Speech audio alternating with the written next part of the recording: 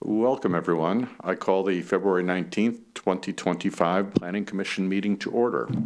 The main purposes of tonight's meeting are to conduct study sessions on the Downtown Subarea Plan, Community Engagement Plan, the Housing Action Plan, Community Engagement and Goals, and the Phase 2 Bothell Municipal Code updates from the Comp Plan. These three items will be considered separately. Before we move on to the agenda items, I'd like to acknowledge our hybrid meeting format. City of Bothell is providing the option to participate in this meeting either in person or remotely via Zoom. For those participating via Zoom, the chat and question functions are not available for use to ensure compliance with the Open Public Meetings Act. We have a public comment agenda item at the beginning of the meeting. Please limit all comments to 3 minutes. Please note that the City of Bothell does not tolerate verbal harassment. Please remember this during your comments. Public comment will be allowed both in person and via Zoom. Those wishing to comment via Zoom are asked to submit an online form by 3 p.m. today.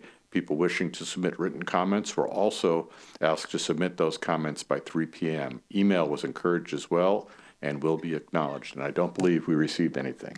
Nope, I'm seeing from staff, no. Those in attendance, and we don't have anyone in attendance tonight so far, may make comments and have been asked to indicate their desire to comment on the sign-in sheets. The Imagine Bothell notice, city website, and tonight's agenda all provided information to the public for providing comments. The video of this meeting will be streamed live as well as recorded later for viewing on the city's YouTube channel. A call-in number was provided on the meeting agenda for members of the public who wish to call in by phone to listen live to the meeting. For our phone-in callers during staff presentations, staff will make every effort to specify which materials they're referencing so that everyone can follow along. At this point, we'll take a moment to acknowledge the attendance of the commissioners. Commissioner Jones. Here. Commissioner Westerbeck. Here. Commissioner Lever. Here. Commissioner Robson. Here. Here. Commissioner Sills. Here. And Commissioner Gustafson. Here. All right. In addition, staff in attendance include Community Development Deputy Director Gates, Senior Planner Ray Souza, Planner Jacqueline Sampson, and Planner Megan Rigney. Sorry. Lastly, before we begin, I'd like to reiterate some meeting guidelines. For all meeting attendees, please speak clearly and pause frequently. State your name each time before speaking. Mute your microphone when not speaking. If you are also streaming live video feed, please turn off the sound as there is a delay. For commissioners, at specific breaks in the presentation, I'll be calling on members who wish to speak or ask a question. If you want to speak, please indicate this by raising your hand. I will call on you as I see you, and this will help avoid the problem of having two people speak at the same time. I'll try hard with a couple of commissioners remote to see you up there and look back and forth. Please identify yourself before you ask a question, make a motion, second a motion, or participate in debate. And please mute your microphone when not speaking. First item on the agenda is public comment. As I indicated, we have not received any written comments, nor anyone in attendance, nor is anyone in attendance tonight. So I believe we can skip right over that item and move on to the approval of the February 5th minutes. Is there a motion to approve the February 5th minutes? This is Commissioner Jones. So moved. Is there a second? Commissioner Westerbeck, second the motion. It's been moved and seconded to approve the February 5th minutes. Is there any discussion around those minutes? Looking and seeing none. All in favor of approving the February 5th minutes, please indicate by saying aye. Aye. Aye. All right, the minutes are approved. So we'll move on to our next agenda item, which is the study session. There are 3 separate study sessions, and going to go first with the downtown sub-area plan. All right, so we'll kick it off. Yeah, as Megan brings up the slideshow tonight, yeah, we've got 3 study sessions to run through. We're going to try to get through all of them. Definitely after last night's conversation, some interest on the first two around engagement, and then on the last one surrounding some of the code update work that we're looking to move forward with. So yeah, Megan will take it away here, and we'll move through these.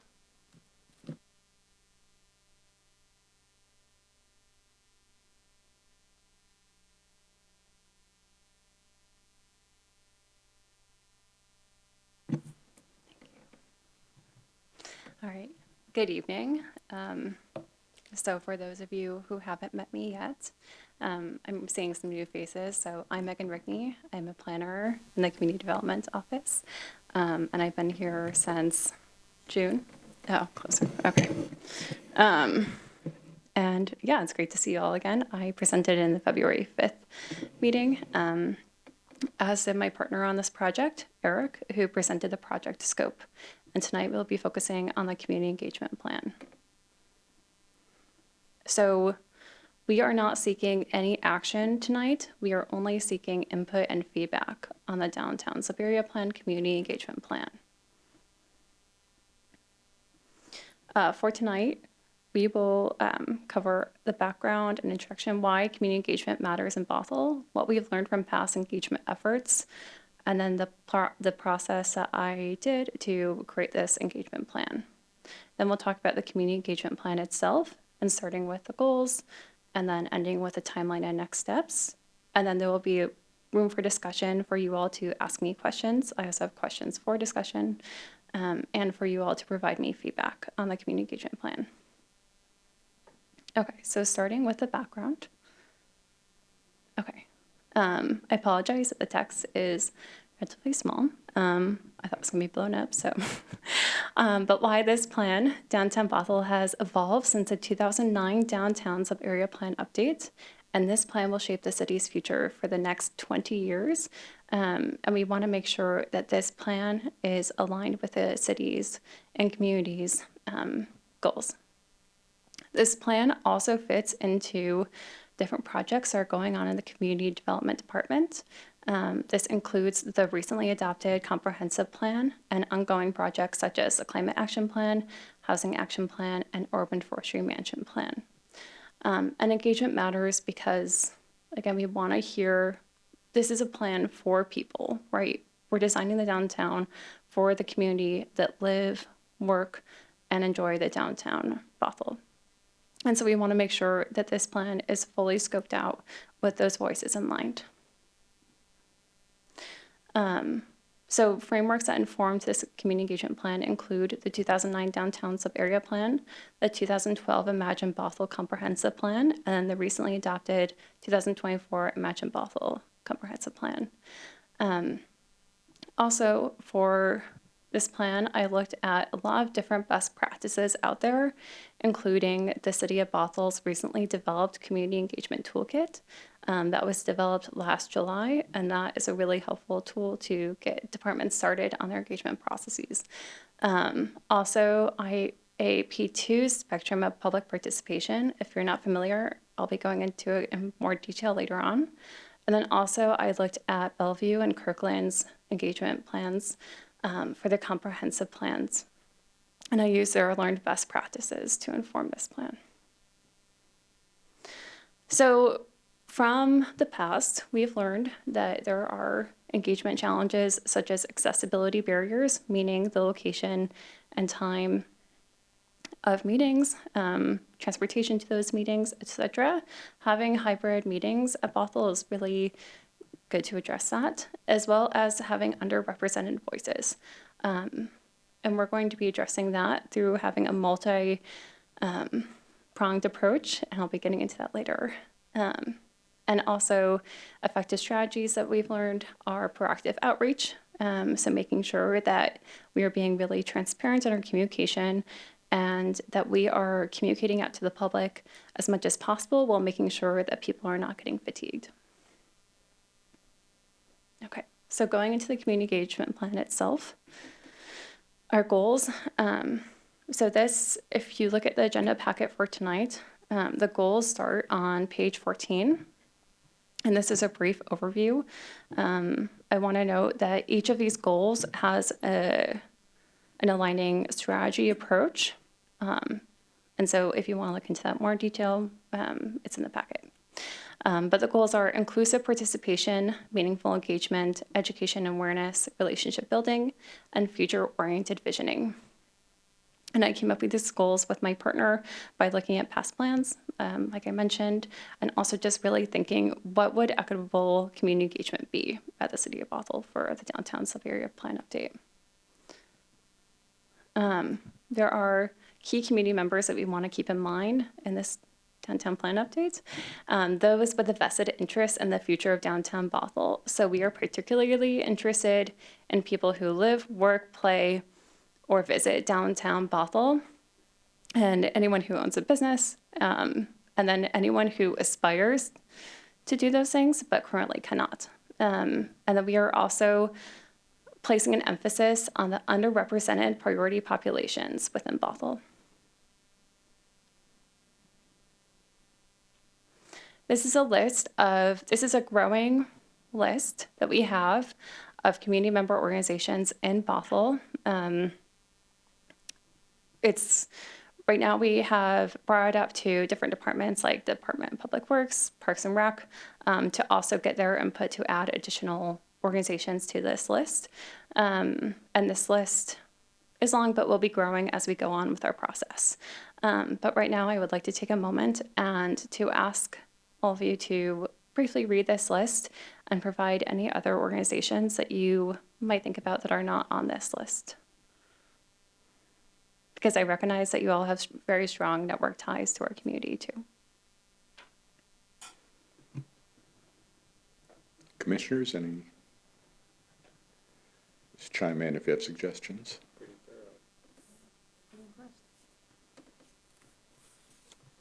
Also, this is in the packet, and so if you have, if you want to refer back to this and send me an email about it, I'd be more than happy. Oh, great. Okay. Commissioner Robson, did you want to speak up? Sure, I can absolutely, if it's better, just email some of my ideas. I noticed that the Catholic Church isn't on here. But I was wondering, what is our connection with the YMCA? And is that something that we do?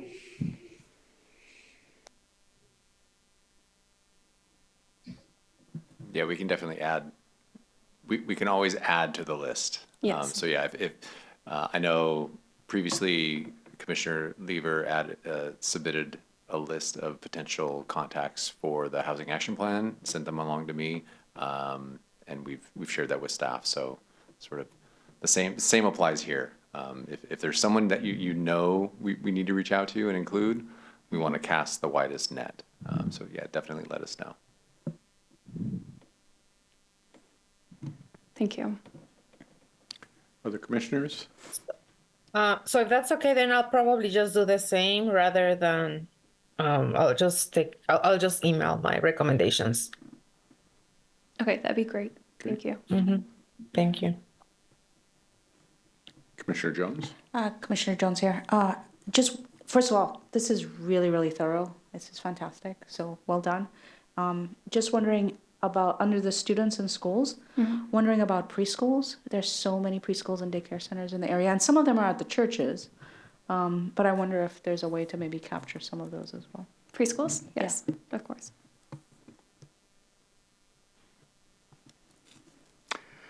I thought of a few, few faith-based organizations. You should probably reach out to the Islamic Center over in North Creek, ICOB, the Hindu Temple up near Skyview Junior High, and also there's a Sikh Center up in Thrasher's Corner, and those would also get you to groups that may not be often touched by some of our activities. Commissioner Gustafson? Sarah Gustafson here. I noticed that in downtown there is the Seattle Tamil Assembly, and I wonder if folks have reached out to them. I thought of a few,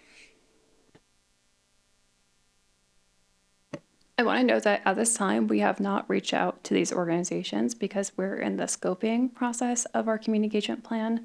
This is a list of organizations that we will be reaching out to. And note that one is not on our list, and so I will put on our list and we will be contacting them as we go along with our plan.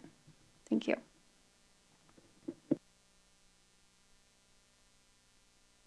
I'll email you one or two also. Another comment I'd make is we're talking about people who go to downtown, live, work, play. I think one of the goals should be to expand that group, all city residents. I'm not sure everyone really does experience downtown as they should, and I know the city has a number of activities trying to bring people in, the concerts, the Festival Street activities, Main Street activities. So just reaching out to the rest of the city residents as well, I think would be important. Yes, definitely. Yes, all City of Bothell residents will be included in this plan. However, we especially want to, it's not that we want to discount anyone, but we especially want to pay attention to those who currently live, work, and reside in the downtown area, as well as people who visit, which I think would include, people from not just the City of Bothell, but people from surrounding areas like Kirkland, Bellevue, etc. Everett. Yeah. Thank you. Mm-hmm. Okay. Well, thank you so much for those ideas, and I look forward to receiving your emails about different organizations. So there are a few different key research questions that we're using for our engagement outreach. Research as in, these are things that we will be keeping in mind as we go about the process of connecting with people. We are not conducting research with people, just FYI. But yes, it focuses on what people love about downtown Bothell and what changes they want to see for the future.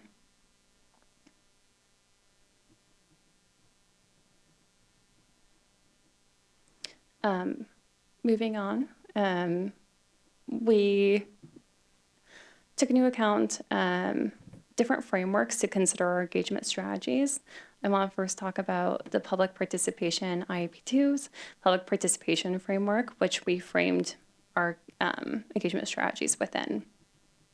So this framework starts out by inform to empower, and it's the least amount of it's like sharing information versus a one-on-one relationship with the community to make decisions. And so with that in mind, we developed a variety of engagement strategies to make sure that we're reaching all of these engagement approaches and informing using materials like print media, website updates, social media to communicate with people. And then on the power side, using charrettes, visioning workshops, and our events that we have at the Community Development Department called Civic Saturdays, where people can come to us and we can talk and workshop things. Additionally, we also considered an equity lens to each of these community engagement lenses, and we made sure that I talked with Gabby, who you may have met. She is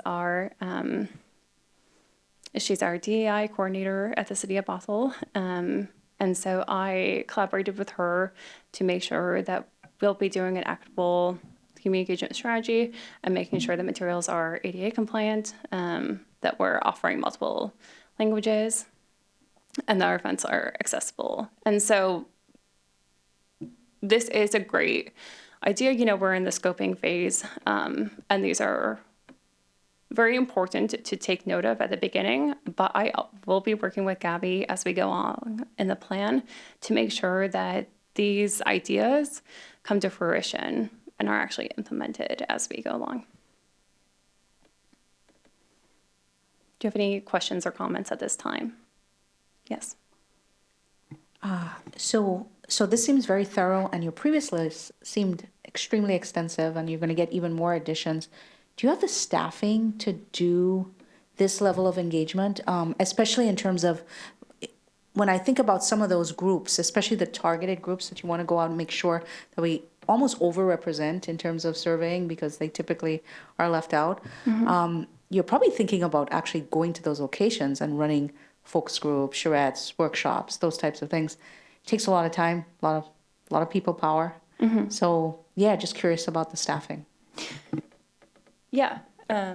We do have budgeting set aside for engagement for the various plans, housing action plan, downtown, and climate action plan. So we'll be going out to bring in those minds and bodies to do a lot of this legwork following what's been built after we go through the process of discussing with you and council if it's right sized for engagement. So that's part of where we'll be going to make sure that we can capture as many of these groups as possible through these functions.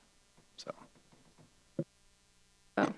Also, the city of Bothell has a community engagement team. So we have like our teams within our departments, but then there's also a team with a representative from each department. And we coordinate to make sure that our projects, if there are like multiple projects with different materials or different surveys going out at the same time, we coordinate to do that together. And so that's a way that we can, combine our resources and combine our staffing as a city. So looking for synergies, you might say. Commissioner Lever. Yeah, the other thing that I just want to point out is really looking at the demographics of the city. I really appreciated the thought around making sure that we're also thinking of those who may not even be part of our community because they're not able to be here yet. But when I think about the underrepresented populations, like when you define what those priority populations were, I don't know if it would be possible moving forward to also provide sort of that breakdown statistically, just to help us understand when we are making a particular investment on targeted outreach, which will be potentially more expensive when it comes to what gets translated in or what type of additional marketing outlets will be utilized that can be a little bit more expensive, to help us understand the inputs and outputs that we're getting. And I think just really making sure that the strategy is really paired with the data. Like there's something that I just want to continue to stress. Like if we can really lean on the data that we have available to make sure that if this scenario were to happen, when someone may say, well, why are we investing so much time with, and again, I'm just going to make up a LGBT community or the immigrant community, if we have 1% of our population is immigrant community. And again, I don't remember the numbers. I just really want to make sure that we're trying to equitably distribute limited resources and that we're clearly understanding how those communities or those populations were prioritized and identified.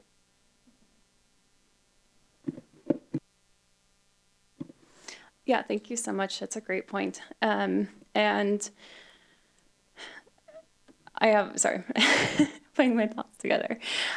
So we have a platform called Engage Bothell, and we record participation metrics with that. And we've been able to have the opportunity to connect with staff from a company that's called Go Vocal that puts on Engage Bothell.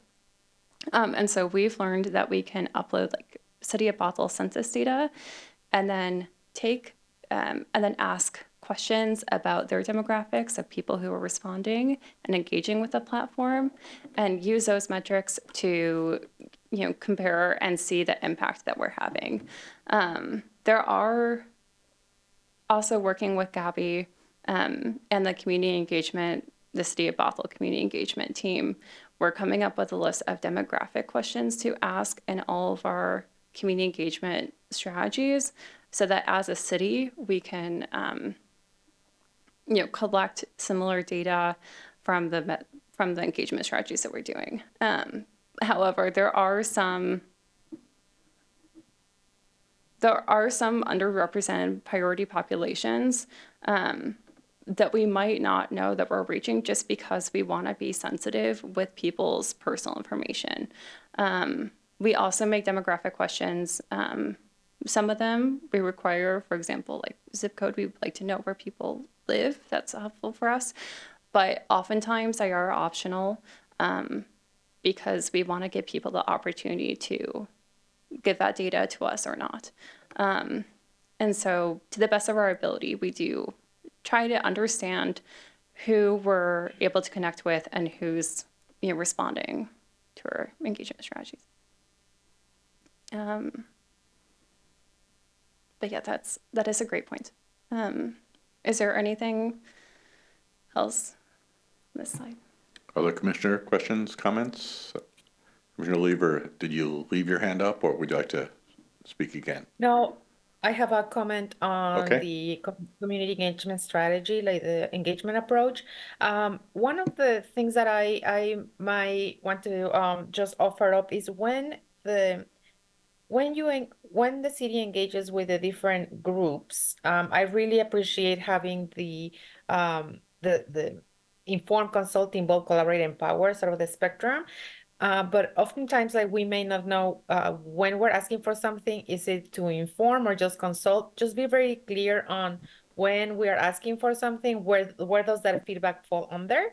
Because one of the things that may happen is like if there might be a misunderstanding of how my feedback might be utilized, and then may be very clear on when it comes to the decision making or the things that are within the control of the community, if we're in fact co-creating decisions, to make it really clear. And if it is just to informing of the process, making sure that we're clear about that to avoid getting people frustrated with providing feedback when they don't see it coming into the decision making. So just to make sure that whenever you are actually engaging with the community, that they are clearly aware where they are within the spectrum of the engagement continuum. Thank you. That's a great point. Commissioner Sills. Yeah, I find it interesting to see that you can provide stipends for participation, but I think that's actually, oh, sorry, I'm getting some feedback. I think that's actually great because I've been thinking that a lot. Like we should pay people for, being a part of this or provide whatever we can, in addition to getting things voluntarily. So I think that's a good strategy, especially if there's hard to reach groups or groups that we haven't gotten as much input from before.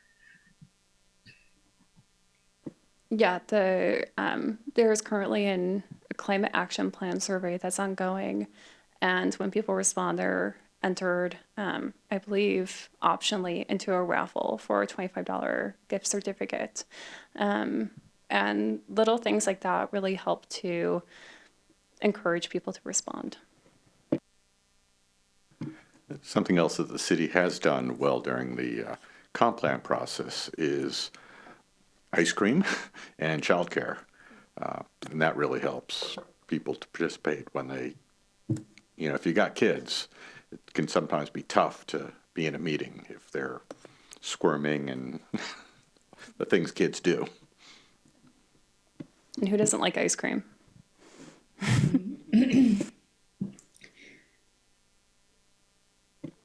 Okay. Well, thank you so much for Commissioner Gustafson? Hi, Sarah Gustafson here.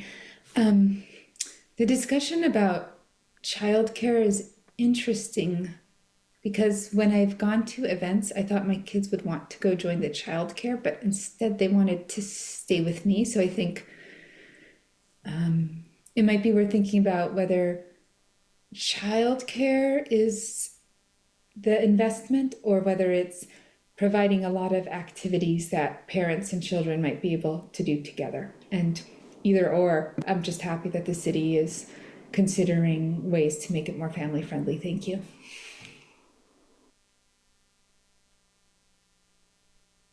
Commissioner Robson. Thank you so much. I just wanted to communicate my thanks for this. I feel like the Planning Commission and has been asking so much for this kind of input on how we get our information and what and where we're coming from. So, and highlighting their own personal concerns about populations that may not be being reached. And this is so clear and so thorough. And I just really, really appreciate you sharing this with us. And so thank you, thank you, thank you. Thank you. Okay. Okay. So we want to be really transparent how community input will inform decision making. So we'll be getting feedback, and then as staff or adjacent staff, we will be identifying key themes that we we'll be doing data analysis effectively, and then we'll be evaluating our engagement success. And on page 27 of the agenda, there is a list of the objectives and evaluation metrics that we'll be considering during this plan. And then after our data analysis, we'll be refining the plan and making recommendations. So, people will be informing our plan and then going to public review and sharing the draft and final adjustments and then improving the plan. And we want to be as transparent about this process as much as possible to the community, so that they know that they are truly informing our plan and, that we're not just, that we're taking action on these things rather than just saying it. So this is a tentative project timeline, but phase one, we are currently in phase one. So we are currently developing and presenting this engagement plan to Planning Commission, City Council, and other departments, for example, Public Works. We will also be launching the project in quarter 3 of this year, and we'll be announcing the project via social media and then sharing flyers and postcards. And a part of that process, we'll be distributing flyers and postcards to residences downtown. So physically going to places and connecting with people in person as much as possible. In quarter 4 of this year and then to quarter 2 of next year, we'll be doing a phase of public engagement called Envisioning the Future. And then our final phase is doing the feedback process of the draft plan into going into the finalized plan. And again, this is a tentative timeline, and we are in the scoping phase of this project.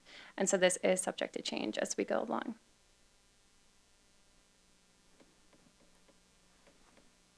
Okay, so discussion.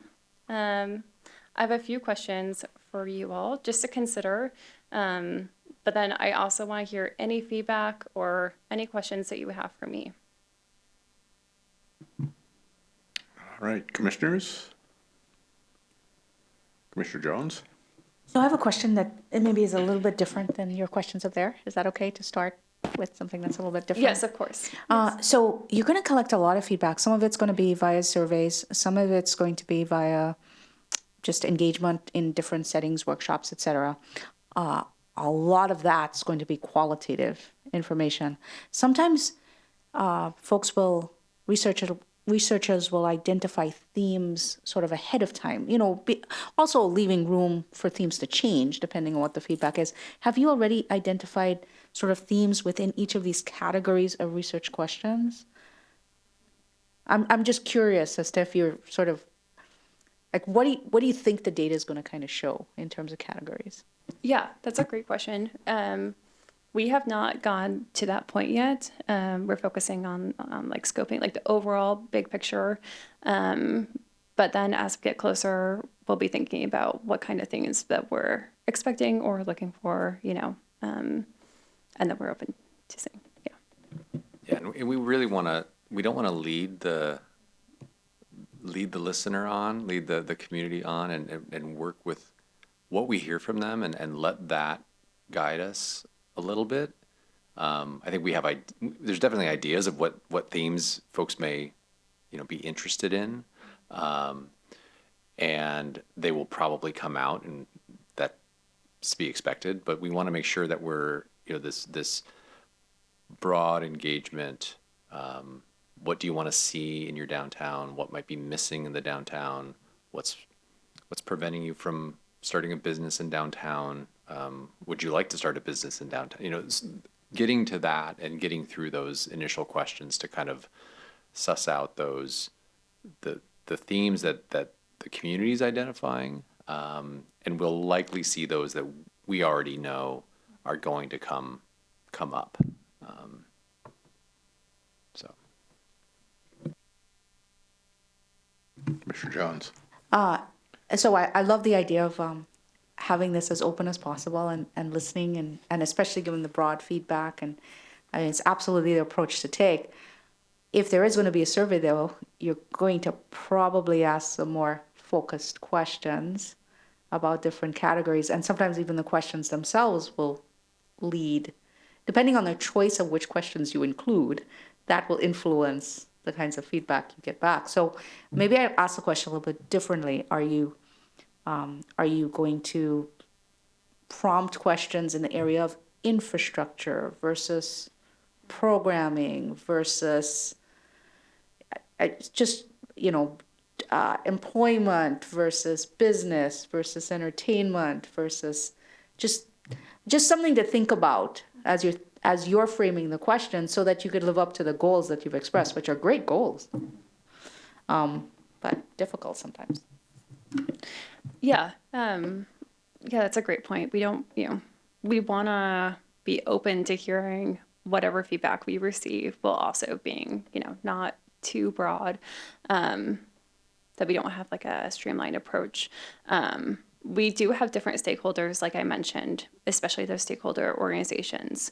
And so we will be making up, for example, different surveys for different organizations that we might be looking to get like specific information from them. And then we are also with a presentation that happened 2 weeks ago that was done by my my coworker Eric. We have the scope and things in mind that we want to understand what people think about that. For example, with Main Street closure, with food trucks, with a downtown sub-area boundary. So we will be more pointed, but we do want to, like I said, it's a balance. And yeah. Commissioner Sills? Thank you, Commissioner Sills. Can we go back to the phase slide?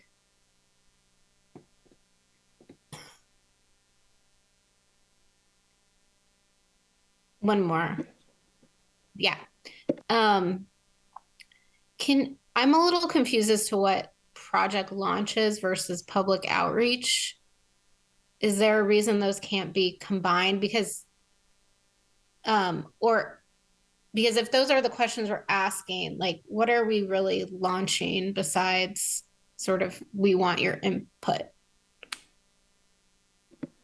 Yeah, project launch is going back to the IAP2. It's more just information at that stage. We're not necessarily doing engagement at that phase, but we are just, sharing here is, here's a project. We might be doing like surveys. But then in phase 3, we'll be doing a more elaborate community engagement process. And we also have different tasks throughout these different phases that correspond with us doing analysis in this project as well. So, these phases encompass just not only the community engagement, but the project as a whole. I see. Okay. Commissioner Lever? This is a question that kind of reminds me of what I sort of offered up earlier about the continuum for engagement.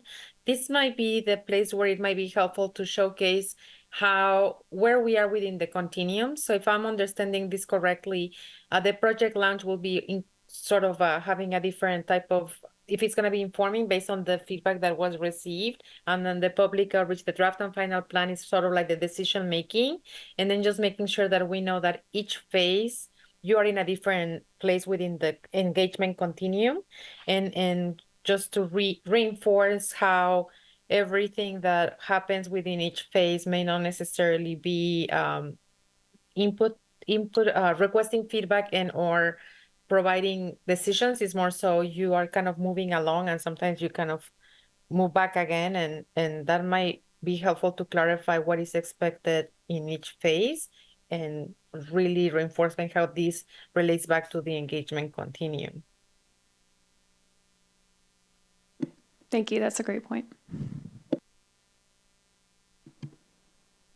Other commissioners? Commissioner Robson. Thank you. If I can just comment regarding what metrics or benchmarks would we use to determine whether or not engagement has been successful.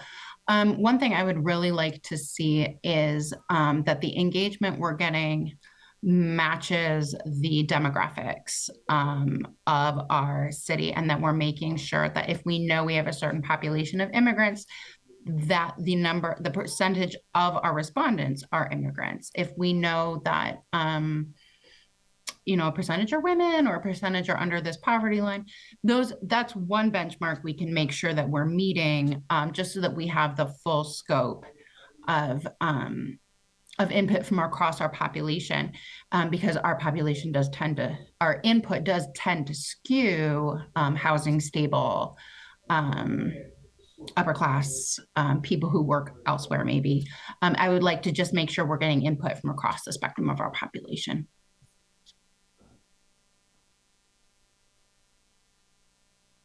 Yeah, that's a great point. And we'll be using Engage Bothell, how I described it before, to help us with that. Other commissioner comments, questions? So you ready for all the comments on parking? Couldn't let it go. Anything else for us? No, that's it. So thank you so much for your time. And if you have if anything comes to mind, or if you want to continue this conversation, I'm always available by email or by phone. I'm happy to talk anytime. All right, and thank you for the presentation. You very thorough.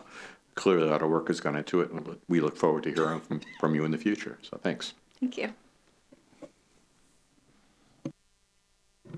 All right, I'm gonna slide away as well, and Ray and Jacqueline are gonna hop up and present on the housing action plan. But I'll be back. Come on down. Don't go far.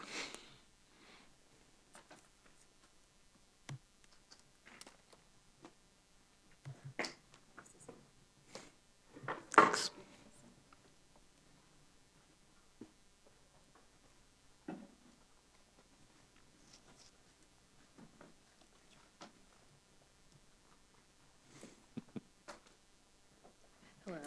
Hi.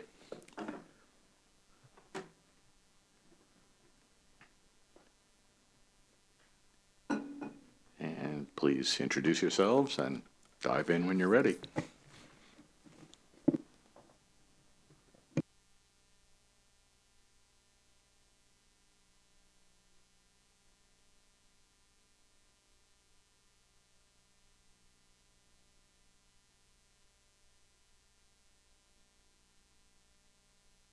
Anyways, my name is Jacqueline Sampson. I am a long-range planner in the Community Development Department.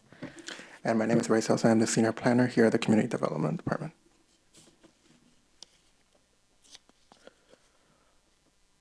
And I apologize for the technical difficulties. Just 1 second while we get the slides up.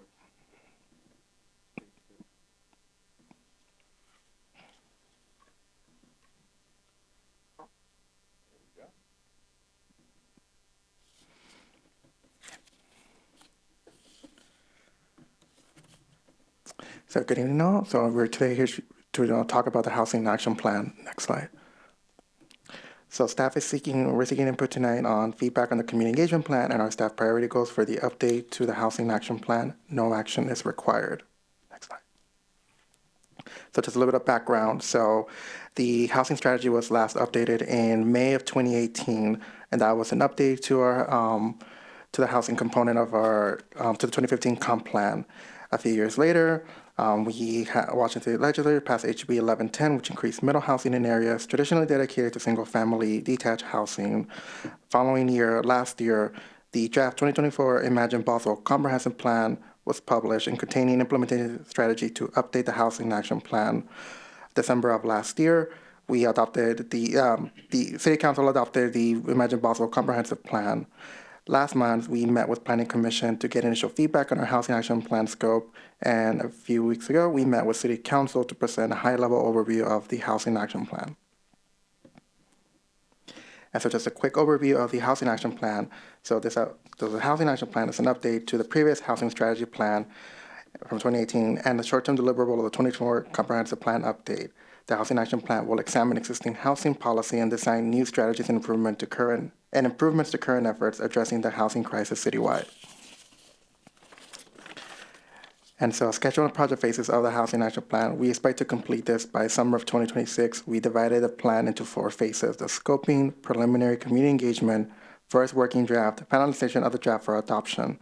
A general timeline is to begin the first phase of the community engagement process in spring of this year and continue community engagement throughout the other phases of the project up to adoption. And so on the next slide, we have a graphic to just show how we divided these 4 phases and how much time we plan to allocate through it, with the hope that we can get this done by the summer of 2026, so next year. And so out of the many goals and objectives that we set out for the Housing Action Plan, we identify these top 5 priorities in no particular order that we want to prioritize while we're scoping it. And those are to develop a comprehensive incentive program, to refine multifamily tax exemption regulations or MFT regulations, to support renters and tenants, to the Affordable Housing Fund, and to set regulatory reporting frequency. And more details on those can be found in our in our goals and objectives document as well.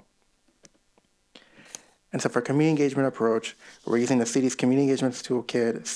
We will employ both traditional and innovative strategies to maximize participation, including surveys, feedback sessions, tabling at events, and targeted outreach. The engagement process will evolve to include new stakeholders and will, when possible, provide financial compensation for longer-term participation. Community engagement will be an ongoing effort throughout the Housing Action Plan, with initial outreach beginning in early spring during our Phase 2 kickoff. And the goal is to achieve broad and effective participation from residents and workers with specific engagement metrics to be established as the process moves forward. And so based on feedback tonight, we're looking, and with our City Council meeting as well as upcoming, we'll look to finalize edits to the scoping stage of the Housing Action Plan and proceed with preliminary community engagement. This phase will involve collaborating with community organizations, stakeholders, and residents to establish steering committee and survey opportunities. And input gathered during this stage will help shape the first draft of the Housing Action Plan. And so in conclusion, no action is required tonight. This briefing is intended to provide Planning Commission with the opportunity to discuss and provide input on the Housing Action Plan's community engagement plan and goals. And so to start with discussion, we want to ask Planning Commission if you agree with our staff's top priorities, and are there any community engagement practices you would like the staff to prioritize?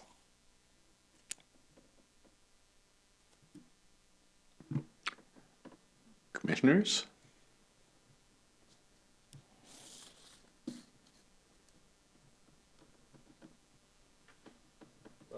Mr. Westerbeck? Comment and question, I guess. I noticed just today with the state legislature, the transit-oriented development bill made it quite a bit further today, and they're finally looking at funded inclusionary zoning, which is really exciting because I think we'll see a lot more housing built if we adopt. I think Shoreline's doing that now. You guys are probably more on that than I am, but I'm hoping that will become at least part of the discussion in our comprehensive incentive program, as well as I think they're also talking about how it might feather into the MFTE policy as well. So I bet you're already on that. I just want to bring that up because it's exciting to see that that's happening, because I think it's really going to help spur actual affordable housing versus trying to chip it away from existing projects, which means small projects just don't get built. So just one comment for that thought of. Thanks. Thank you. Commissioner Sills? Yes, thank you. Commissioner Sills here. Can you go back to the slide where you had priorities in no particular order? Okay, great. I guess like my comment is just, it's housing action plan and we're talking about not actually taking any action for another year and a half as the plan gets written and we talk. And I know engagement and talking is important, but like, I almost wonder if there's a way to move forward with one of these or start moving forward while we do the engagement process. Is that already happening? I just want to make sure that like the action piece isn't also getting lost and that we aren't moving forward with making the kind of change we need in order to build that housing, rather than sort of have this, set plan that then we initiate a year and a half from now when the problem is even worse. So I guess I'm the impatient one tonight. But would love to sort of know like what can be done in the interim so that it's not taking a year and a half to actually initiate or execute on the change, or am I misunderstanding and there is things that are going to happen in the interim?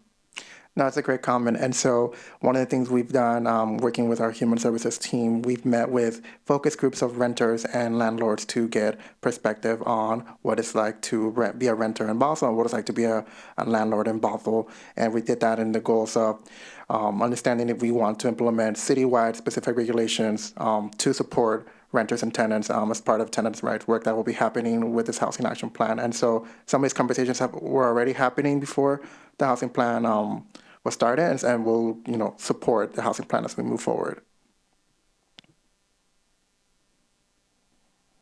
Commissioner Jones? So I think your question, you were asking us if these are the right priorities and if maybe we thought one was more important than the other, Correct. right? So they all look good to me. If I had to pick priorities, I would say the Affordable Housing Fund and the Comprehensive Incentive Program. I think those we've heard a lot from folks about those types of issues.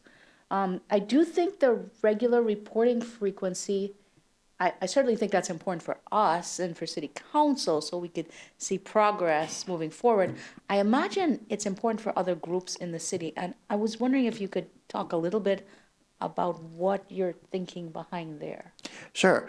And so that's really, as you said, it's really important for us, Planning Commission, and for other staff, but it's also important for the public because we want the public to see that we are actually, putting money where we're talking. And so we're saying that, hey, we actually are building these units as they come. And so one of the things, we see in other cities like Kirkland is that they have a dashboard where they track how much housing has been built over the years.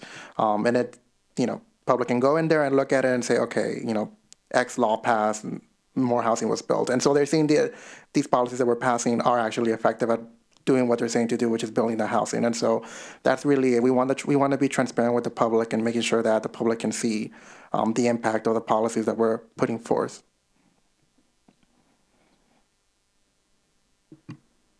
Other commissioner comments?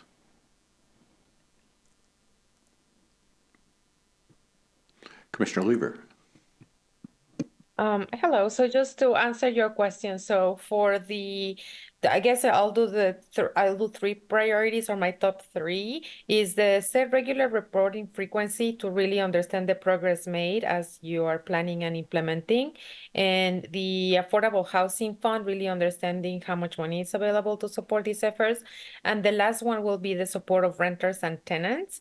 And with that one, if you could can you remind me the percentage of renters that we have in the city of Bothell, just to get a sense of what that population looks like. And then as we're hoping to increase that number of individuals who are able to rent units here, that would be great. So I answered your question, and I have the question on like, what's the percentage of renters here? Thank you.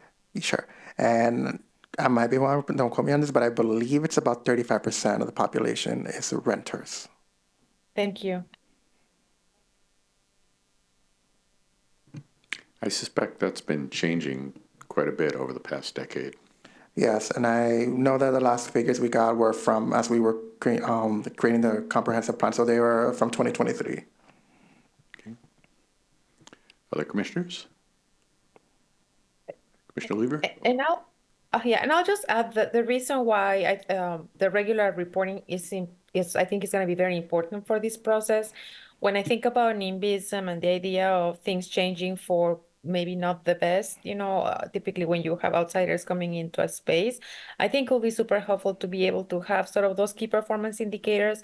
And as we are focusing on housing, really understanding how other things impacting the community in general are changing, and if something is moving in the direction that we're not foreseeing, that we can really start mitigating those negative impacts as we experience growth, rather than having a narrative that will control the the buy-in that we're trying to get here to increase the affordable housing within our city. So really making sure that we understand population and how that's changing, and then the things that are kind of changing to make sure that if there is a nexus, then that we can really mitigate it. And if there's not, that we can really just debunk the myths about bringing others or addressing the demand in a way that it is sensitive to the needs of a growing population.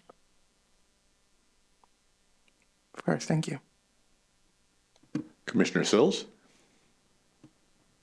Yeah, I was just gonna say, like, in terms of prioritizing, I wonder sort of what is the low-hanging fruit, like MFTE regulations, for example, like, are there municipalities similar to ours who have implemented reforms that have worked really well? I think there are some, right? Like maybe Redmond or Bellevue.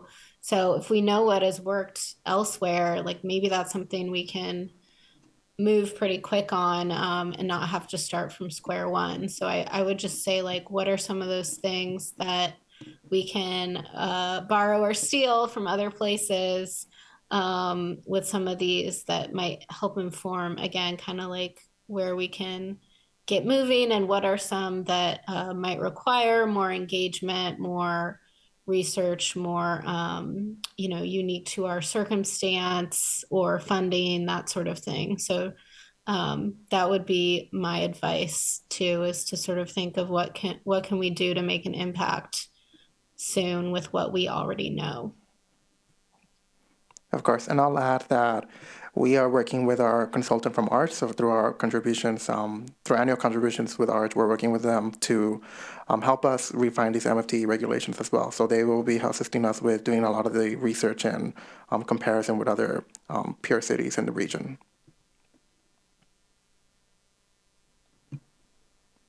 Other commissioner questions or comments?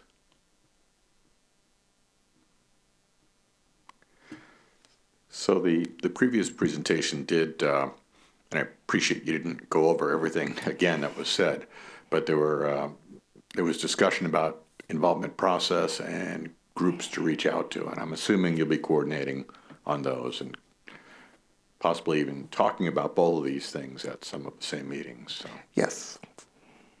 All right, great. Anyone else? All right, thank you too. We're looking forward to this. It's a matter of great interest to the commission. So Appreciate it. Thanks so much.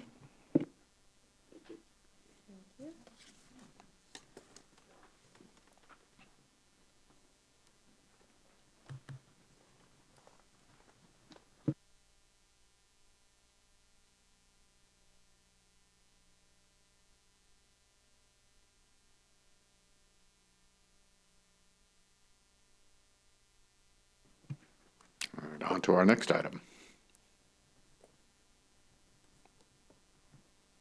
All right, and Jacqueline's going to run the show on phase two. I'll set us up here. So the phase two, what you'll hear as phase two code amendments, these were born out of the comp plan work and the development regulations last fall. And so far, these were there's four that were kind of left behind due to need for additional discussion. So council wanted us to do that, as well as this group. So we're here to kick this off and move along. So I'll turn it over to Jacqueline.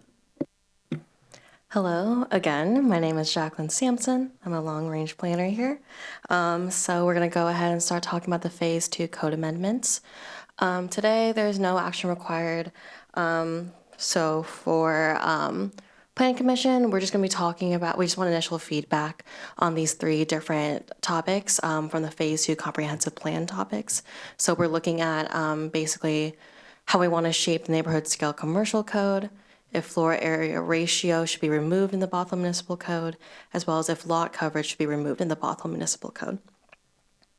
So here is our agenda for today. I'm just going to go over quickly an overview of the Phase 2 code updates, and then I'll do a quick overview of the neighborhood scale commercial, and then we'll have a list of discussion questions that are also within your memo, and go through a floor area ratio overview, again, discussion questions, and then lastly, we'll talk about the lot coverage and have discussion questions. All right, so the purpose of the Phase 2 code amendments. We're going to look at, so for the Phase 2 code amendments, we're looking at doing 4 things. We are looking at implementing neighborhood scale commercial within our code and the possibility of eliminating both floor area ratio and or lot coverage in our standards. And then lastly, we're also looking at cleaning up our overlay zoning. This in particular is purely administrative. It doesn't involve any changes to existing policies, regulations, or standards. And we're also looking at having a final ordinance by July 2025. Back on November 12th, during a briefing on our comprehensive plan update, City Council requested for staff to research neighborhood scale commercial, floor area ratio, and lot coverage. And it was also decided that these code updates, along with the overlay zone cleanup, were to be done in 2025, and allowing for adequate evaluation and discussion with both Planning Commission as well as City Council. During the November 19th public hearing for the comprehensive plan, these code updates, along with the overlay zone cleanup, were listed under the Phase 2 code updates scheduled to be done in 2025. And then lastly, December 10th, City Council adopted Imagine Bothell 2024 comprehensive plan and related code updates, initiating our work in order to start the Phase 2 code updates. So first, I'm going to go over an overview of a neighborhood scale commercial. So some general information. This neighborhood scale commercial consists of small scale retail, services, and offices that provide to the daily needs of the residents within the immediate neighborhood. These uses are designed to be pedestrian oriented, compatible with surrounding residential areas, and generate minimal traffic and noise impacts. Neighborhood scale commercial would help meet a resident's needs within a walkable or bikeable distance, eliminating the need for someone to get in their car in order to grab some groceries, grab some coffee with a friend, or get dinner with a spouse, for example. Our 2024 comprehensive plan update supports neighborhood scale commercial uses in order to expand small scale retail opportunities throughout the city. So in your packet, there's the longer information, the Department of Commerce guidelines that was released in 2024. But I'm going to go over some main points from those guidelines to just inform you about for this discussion. So for starters, Washington state law doesn't require local jurisdictions for neighborhood commercial land use, but it's been a topic of increasing interest both at the state and local level, as well as our comprehensive plan allows neighborhood scale commercial. And permitting neighborhood commercial uses alongside increased residential density creates a relationship that enhances walkability, supports local businesses, as well as improves overall urban livability. So the Department of Commerce highlighted a couple examples of permitted uses. I organized them both in these 3 topics. So for starters, some examples are Food and beverage, so that looks at restaurants, coffee shops, bars, pubs, and taverns. Retail sales, so that's like groceries or food markets, like your typical bodega or corner store. Hardware stores, bikes and sporting goods, or boutique shops like clothing, arts, or just trinket little goods. And services, so this is like childcare, pet boarding. It also looks at salons and barbers, dentists, for example. So these are a couple examples that the Department of Commerce highlighted. They also highlighted a couple uses to avoid. It's important to avoid businesses that might create higher traffic or nuisances like smell and sound. So this includes like gas stations or drive-through businesses, as well as stores that sell heavy goods like furniture, motor vehicles, appliances, because you don't want a giant semi-truck running around your neighborhood. So those are a couple of examples that they gave. They also gave a bunch of regulatory examples. I'm going to go through a couple of examples. For starters, the Department of Commerce, they had a couple different strategies highlighted. So allowing neighborhood commercial uses in pre-existing commercial buildings, even if zoning has changed. So many neighborhoods have storefronts that were built before zoning laws prohibited small-scale businesses. So this allows these spaces to be used again. To restore local retail activity, looking at designating neighborhood commercial areas like single parcels that are small clusters, or having mini centers strategically placed throughout the neighborhood, as well as just having neighborhood commercial within residential areas, providing flexibility for businesses to be located where they think they are most needed, and repurpose existing buildings. Other regulatory examples that were highlighted, like non-zoning examples, this includes small business grants, as well as right-of-way partnerships, which cities can collaborate with businesses on curbside parking rules and establishing clear business-friendly standards for outdoor seating. They also looked at performance standards, so this is like prohibited uses, operation hours, and signage restrictions. Bulk standards, so this is mainly like floor area limits.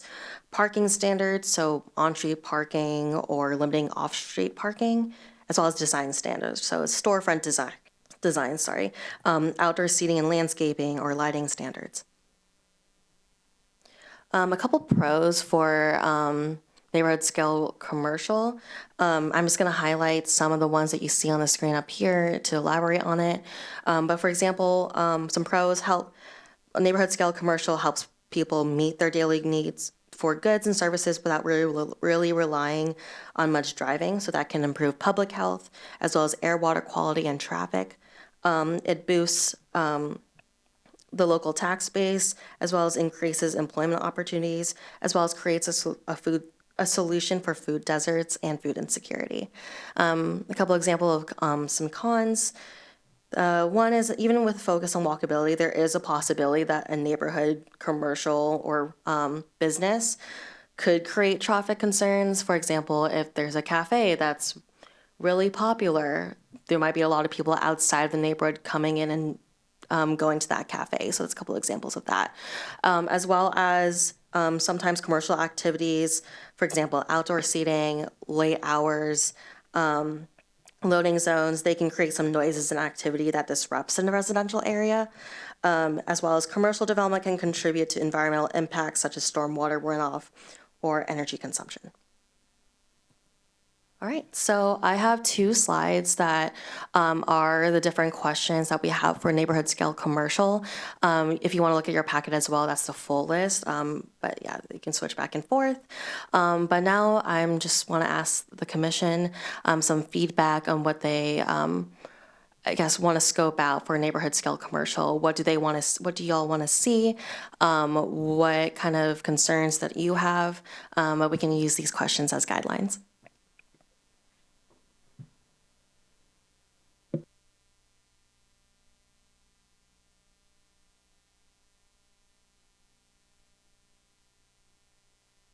Commissioner Jones. Thank you for the presentation. This is so exciting. We've wanted to see this for so long, but we knew we needed to wait. So it's okay. And we're going to have a parking action plan too. So it's going to solve all those issues. So it's not a problem. I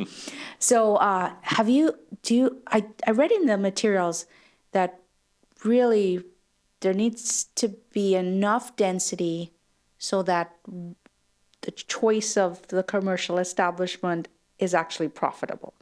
Have you thought about how dense an area needs to be to support the type of commercial establishment that we're thinking about in these corner lots, for example? So that's one question. And then the second question is, this isn't all going to happen overnight either, because the densification of housing is going to take time. And so have you thought about what kind of timeline are we thinking about, and where do we think we'll see some of the first of these establishments once it's allowed by zoning and things like that? So just curious as to how you see it evolving. Yeah, so the Department of Commerce actually provides some information when it comes to numbers. So they said that retail experts estimate about a neighborhood grocery store needs to be within a quarter mile of 1,000 households for it to be pretty successful. So that looks about maybe, they said that equates to about 10 to 12 dwelling units per an acre, or about 10,000 people per square mile. But many neighborhood stores in Washington currently exist and thrive in lower density neighborhoods as well. In some cases, this might be because they can draw customers from outside neighborhoods too. And with the rezoning, for context, so 10 units per acre, that would be the RL, really somewhere between the RL1 and RL2. So that the lower density residential, so the residential medium 1, 2, 3, 4, 1 started at a maximum of 25 units per acre. So yes, that will take some time for those to turn over. But we've set ourselves up to lay that groundwork for these businesses to potentially be successful with future redevelopment with those types of densities that can support them.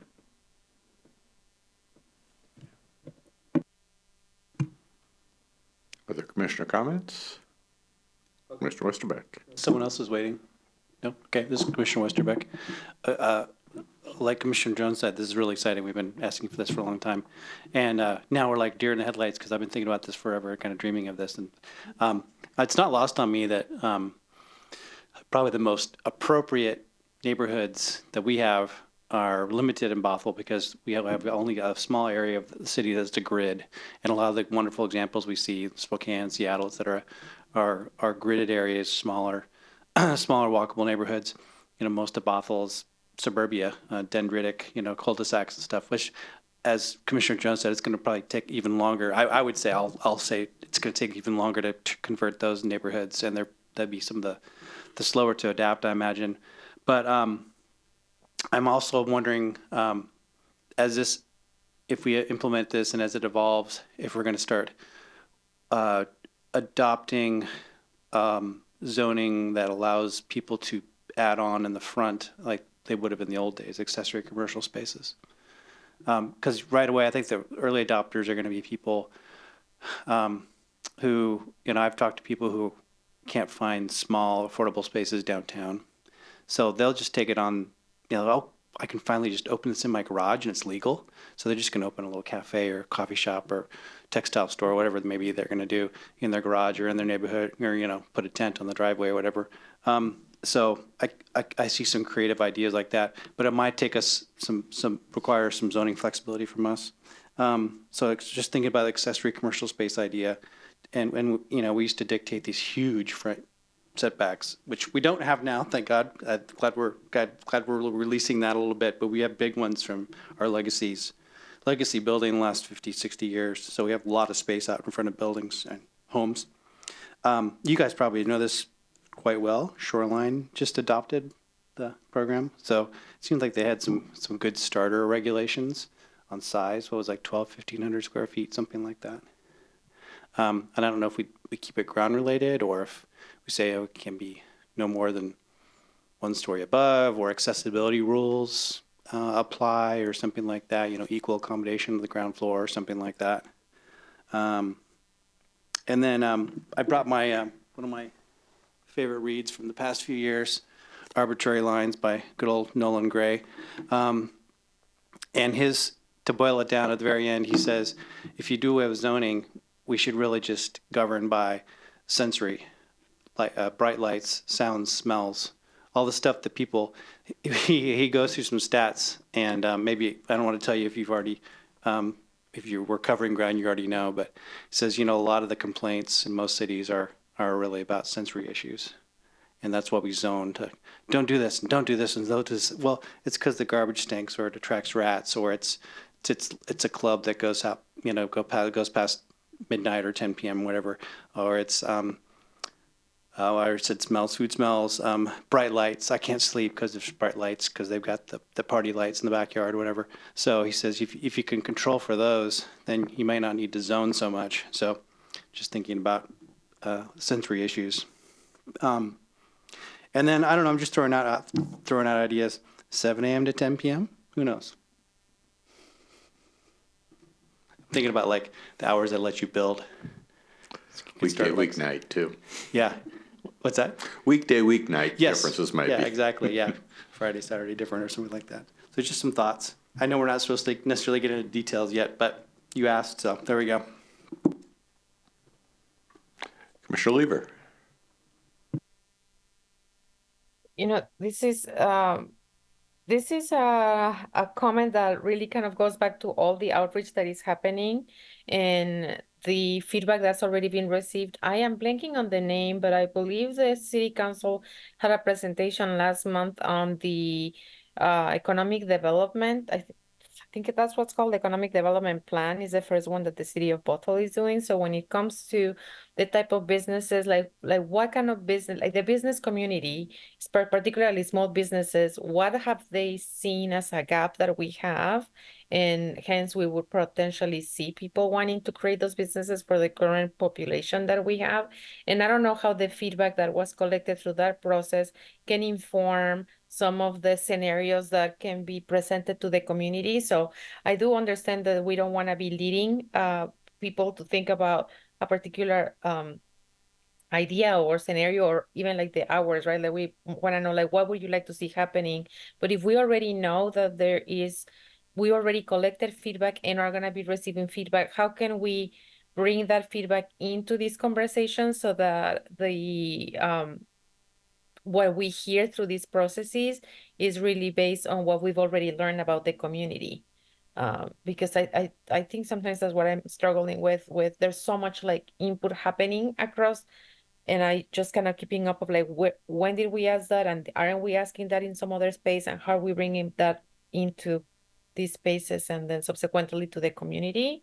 So I don't have any particular answer about the reasonable hours of operation, because it all depends on the type of businesses that we end up seeing come up in our area or in our city, and it's all based on how we start growing or changing our zoning. So hopefully that was helpful. It was just a little what's coming through mind as I'm seeing these questions. Like, again, I just think there's so much already done. There's so much we already know. And then how do we bring that back forward to inform us, like educate us as part of all these, and then provide almost like what are the options, knowing what is possible within our densities and what we know about our limitations. Thank you. Commissioner Jones? And I think I'm following on from this, and I'll answer it maybe in a slightly different way. When I look at the third question, I would come back and say that what I would love to see is based on the information that I assume there's information that we already know from potential commercial establishments. Like, there must be businesses who have said, well, this is the type of thing I would like to put in. I'm assuming there's information on that. And if that's the case, I'd want to know what scale would allow us to move at various paces in terms of populating the city with these types of neighborhood corner stores, for want of a better word. I would almost want to see, because you know the densities, and you said it's somewhat related to densities, and if you have some idea of market appeal to private business, is there a way to map it and map it over time as to how this might take place during, a period of time? So if we said it was at this scale or with these types of zoning requirements, it would take 10 years and this is how it would progress through the city, or it would take 200 years at this scale, or things like that. That would really help me, especially visually. Like some modeling? Yeah.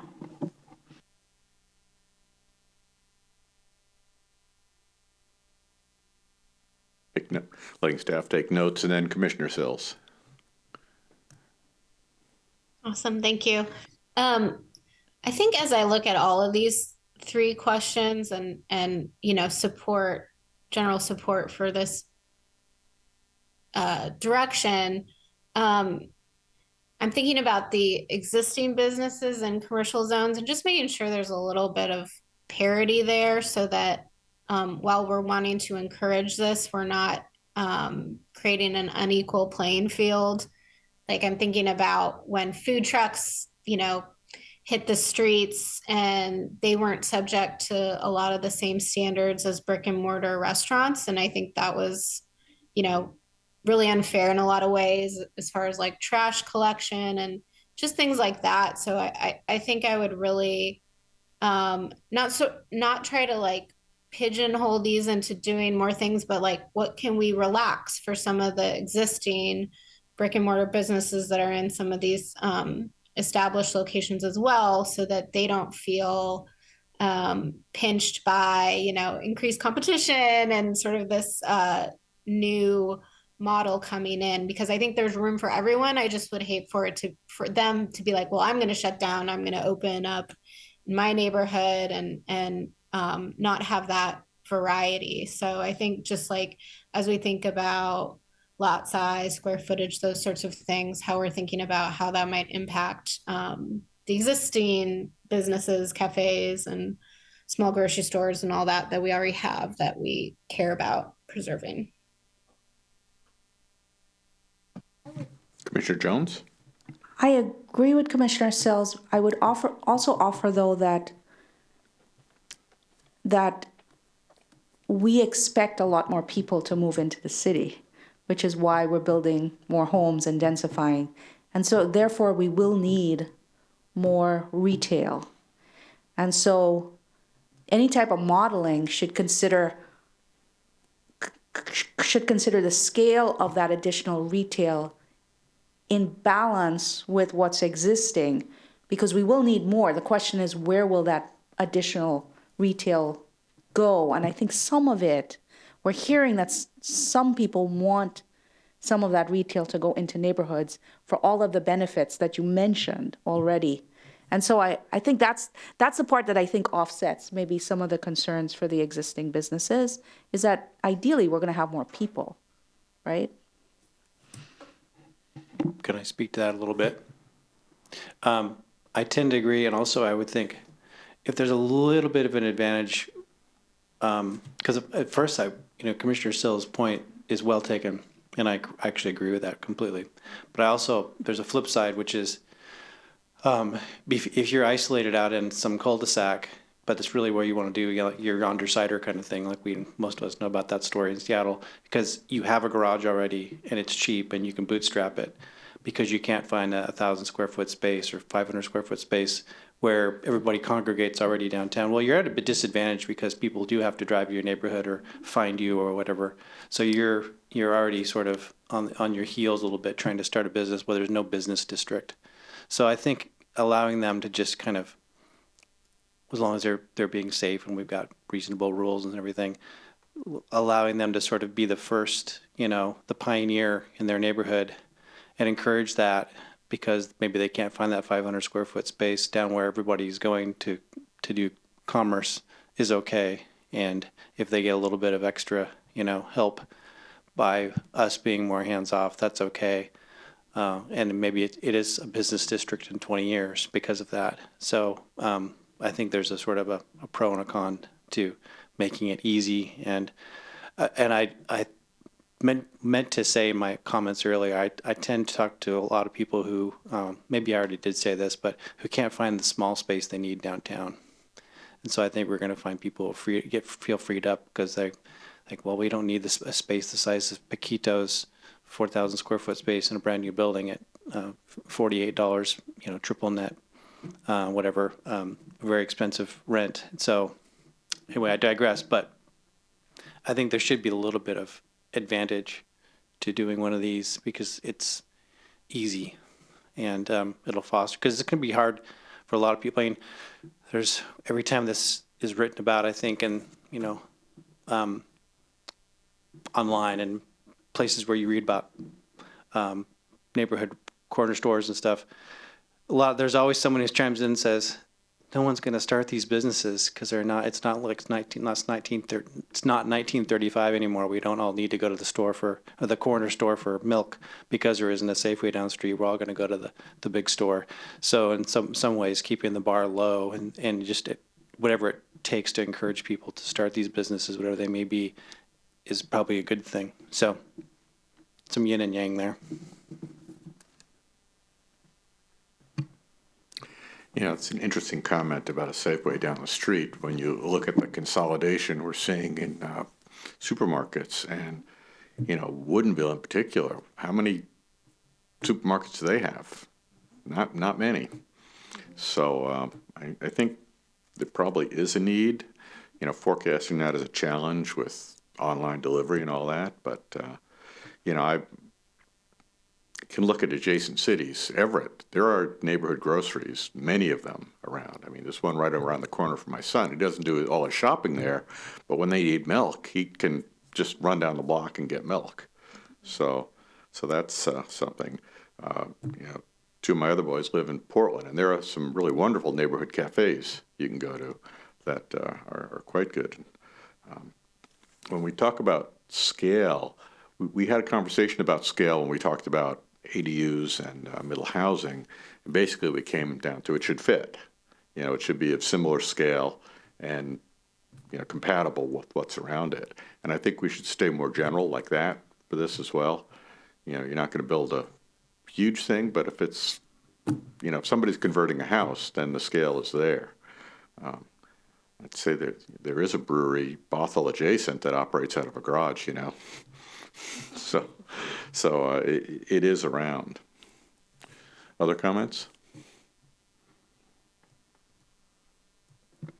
I'm going to turn to the next slide as well, just so everyone can also see the other half of questions.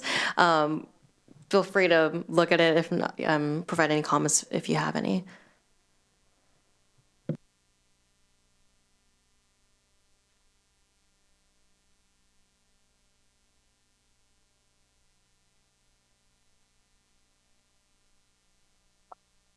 Commissioner Westerbeck. I'll just come back to the point I made earlier about the sensory stuff, because I see the third bullet point is how should signage, lighting, and landscaping be regulated to minimize impacts on neighborhood homes. I don't know what those design standards should be at this point, but I definitely think it's important. I do think people are going to need to be allowed to have some lighting and some signage and stuff, but I think about some of the established sort of character historic districts in some towns, where you can have a little blade sign and you can have subdued lighting and stuff like that. So I'm not a fan of going super micromanaging design and things like that. Even though my profession is design, I actually kind of don't like things to be micromanaged, because you should let creative people do creative things as long as they're not going to impact their neighbors too much. So yeah, again, not super bright lights, whatever, but allow some creativity and some flexibility. But so I'm not going to propose being too heavy-handed about design. I don't think that everything needs to match the homes in the neighborhood. I don't think our housing stock is that amazing. So if people want to do something interesting and creative, in fact, I would actually encourage, if we did get to the point where we're doing accessory commercial units, I would hope that they would look different or be, expressive of that business or whatever that person wanted to do, or maybe they want to do something totally different than their house. I think we should do that as long as it's well constructed and permitted and designed well, and it's, you know, reflective of what they want to have. And then parking. Well, we all love to talk about that. I would just say be hands off. And if anything, because this almost flips it on its head, you don't probably want too much parking in most neighborhoods. So I would say if someone wants to offer parking that fits our existing guidelines, especially since the state relaxed some of those guidelines about parking and setbacks and stuff. If someone says, I'd really like to offer a couple of parking spots so people can run in and grab my product and leave, whatever, that, you know, we could code for that. But, and this speaks to Commissioner Sell's point, if we're going to say you don't really need parking, then we need to probably extend that to other businesses as well and say, you know, we can relax your parking requirements too. And we might be going there as a state anyway, but with the news coming out of the legislature. But that'd be a great place to relax the requirements. Commissioner Lever? And then Commissioner Robson. Thank you. Yeah, so I'll do my best to answer the question. So when it comes to the parking, I think we are definitely at an interesting point with our city, and we know that as we're growing and really trying to respond to the population growth, and what does that really look like in a suburban environment, when we know that there are some limitations to the way in which we can currently move. But if we're planning for the future, like, we've got to start somewhere. So when it comes to parking, I think if we're increasing our density and wanting to make it more walkable, we've had to kind of make that sacrifice where we probably have to walk more than we were hoping to catch the train or the bus. And so definitely really thinking of that long term. When it comes to the design standards, there's really something unique about each city, right? That makes it you. And I really allowing for that organic way of defining what that look or feel may be like based on the needs and the growth of the community might be something that is gonna be really helpful, so that we can be more flexible as we are trying to create something that is truly like we're in the beginning of that space, right? Really turning suburbia into not something that was designed to be. And then when it comes to the landscaping and the lighting and all of that, I think this is where, you know, not all of us can be as, I'm a really visual person, so I'm just hoping that when we bring this to the community, and I know that can be really time consuming, but really thinking of scenarios and visuals that will help us really imagine what we are discussing will be super helpful, because we do know that there are topography limitations, there are things that are not going to be possible given our limitations, but really providing some visuals will be really helpful to see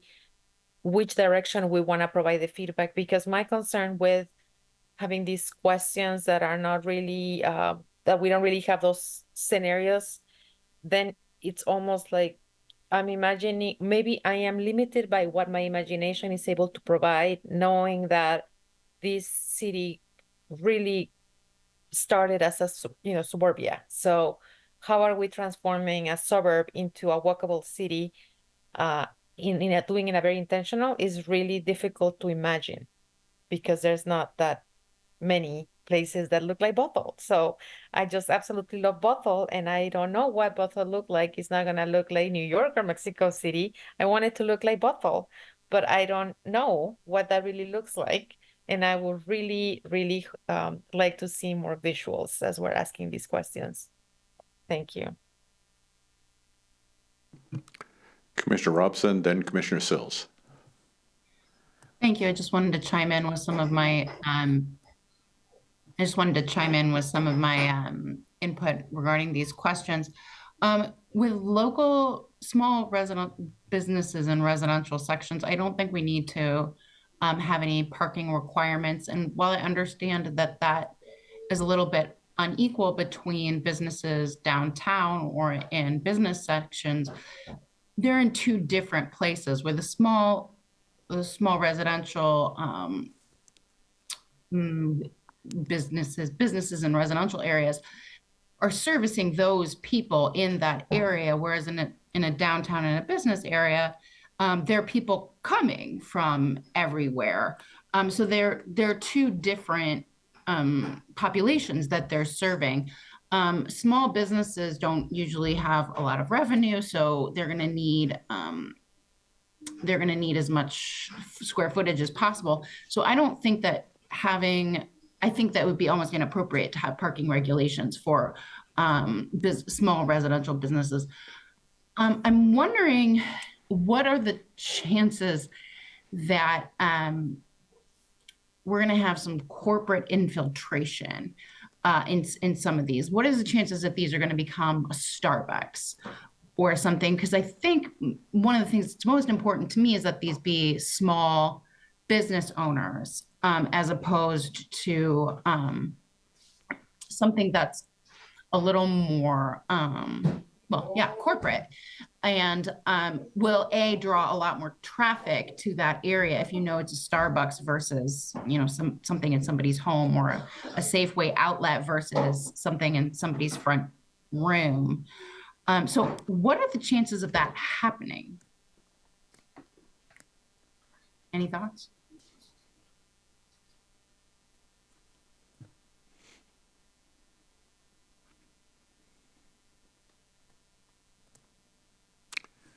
There's thinking going on.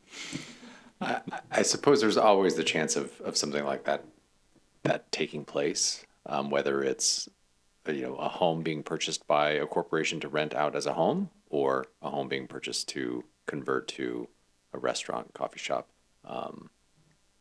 We haven't been faced with the latter there. So I think that could be something we could look into to see if other communities that have had this looked at, what their regulations are around neighborhood retail, and the true intent of it is to provide that walkable, local community space to get to,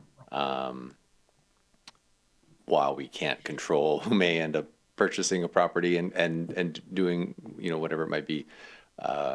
We could look to see some lessons learned elsewhere, and that may be part of the scaling. When there is something that is integrated into an existing home, whether it is a portion of it that eliminates some of maybe that concern, I could imagine, but we could definitely look into what other cities have learned over the past 10 years that have these types of situations, especially in an environment that might look a little bit like Bothell as far as a suburban developed community, non-grid pattern for the most part. How to approach that. And any incentives we can give to keep those, community businesses as opposed to corporate businesses, I think I would really appreciate those kinds of incentives. Just so that they occur more, so that community members are able to start them, and so that they are able to stay that way. Regarding design standards, I think as long as everything is appropriately to scale, we don't have any 20-foot signs that you can see out to the highway, or, anything like that. I don't have any specific architectural or lighting mandates, as long as it's all to scale, if that makes sense. So that's my input. Commissioner Sills. Yeah, I was just going to agree with Commissioner Westerbeck on, I think if we're relaxing a parking requirement for these businesses, we absolutely need to relax that parking requirement for downtown businesses or other commercial areas. Again, they can have the parking if they so choose, and that's important to their customer base, but places like downtown are the most densest area. There are plenty of people that live there that also walk to those businesses. And so they might not want to pay that huge premium that's required of them. So I think that definitely is a more inclusive way to handle this. Same thing with specific design standards. Rather than creating them, are there ones that we can relax that we already have in place for existing businesses, so that, again, there's that parity. I think the interesting push and pull about this concept is their neighborhood businesses, their customers are intended to be in the neighborhood and be the neighbor. So I think they will have an incentive to fit in and to want to please that customer base, which I think will work really well. So you don't necessarily need a bunch of standards or like rules on lighting and landscaping and stuff, because they live there too and they care about it looking good and working for their neighbors / customers. So I think, you know, within reasonable bounds, but again, like kind of steering more towards how can we give them resources rather than sort of force a particular standard or regulation. Thank you. Other commissioners? I think it was the Department of Commerce document that said something to the effect of no drive-throughs. And I think that would, yeah, I think that's important. And it's also part of the business strategy of some of those larger corporate chains. So that would be important. Other commissioners? Okay. Okay. Proceed. Thank you. We're going to move on to floor area ratios. General description. So floor area ratio is the ratio of a total building floor area to the total lot area. It determines the allowable size of a building on a given lot, ensuring that the building scale is in harmony with its environment. It is the total building area divided by the total lot area.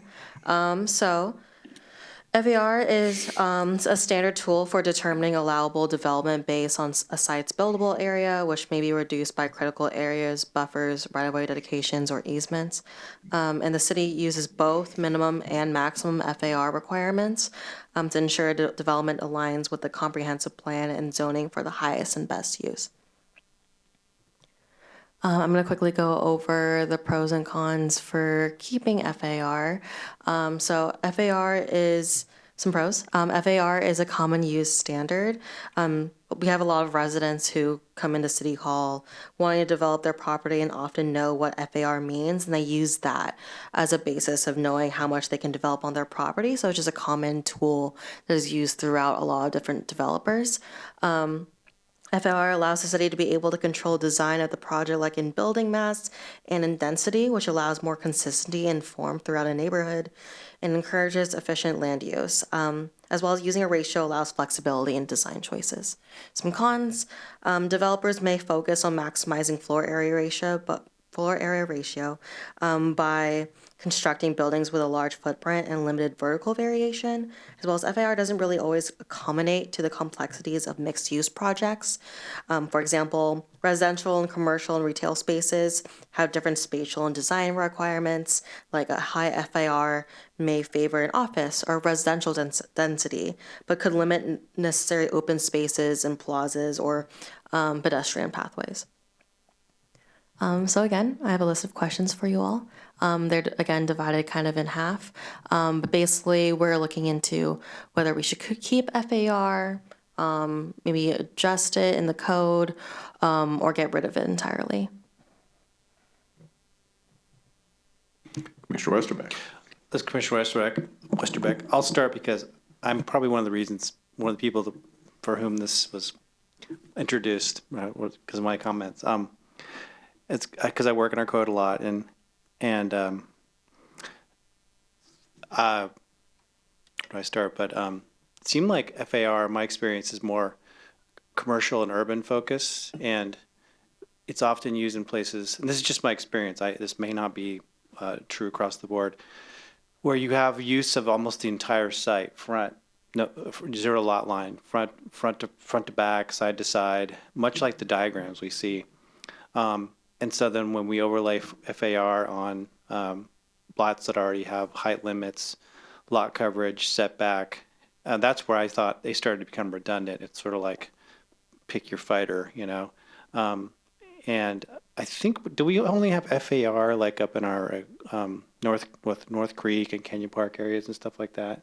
So that kind of lends me to think about that, or makes me think that, yeah, we were using it in a place that was more commercial oriented, and which is usually, I think, a good way of using FAR. And actually, I'm not against FAR. It's just when we combined the two was kind of confusing to me, because if you're going to have a height limit, maximum lot coverage, sort of residential oriented lot coverage limits, laying FAR on top of that seems sort of redundant to me, and that was my original thought.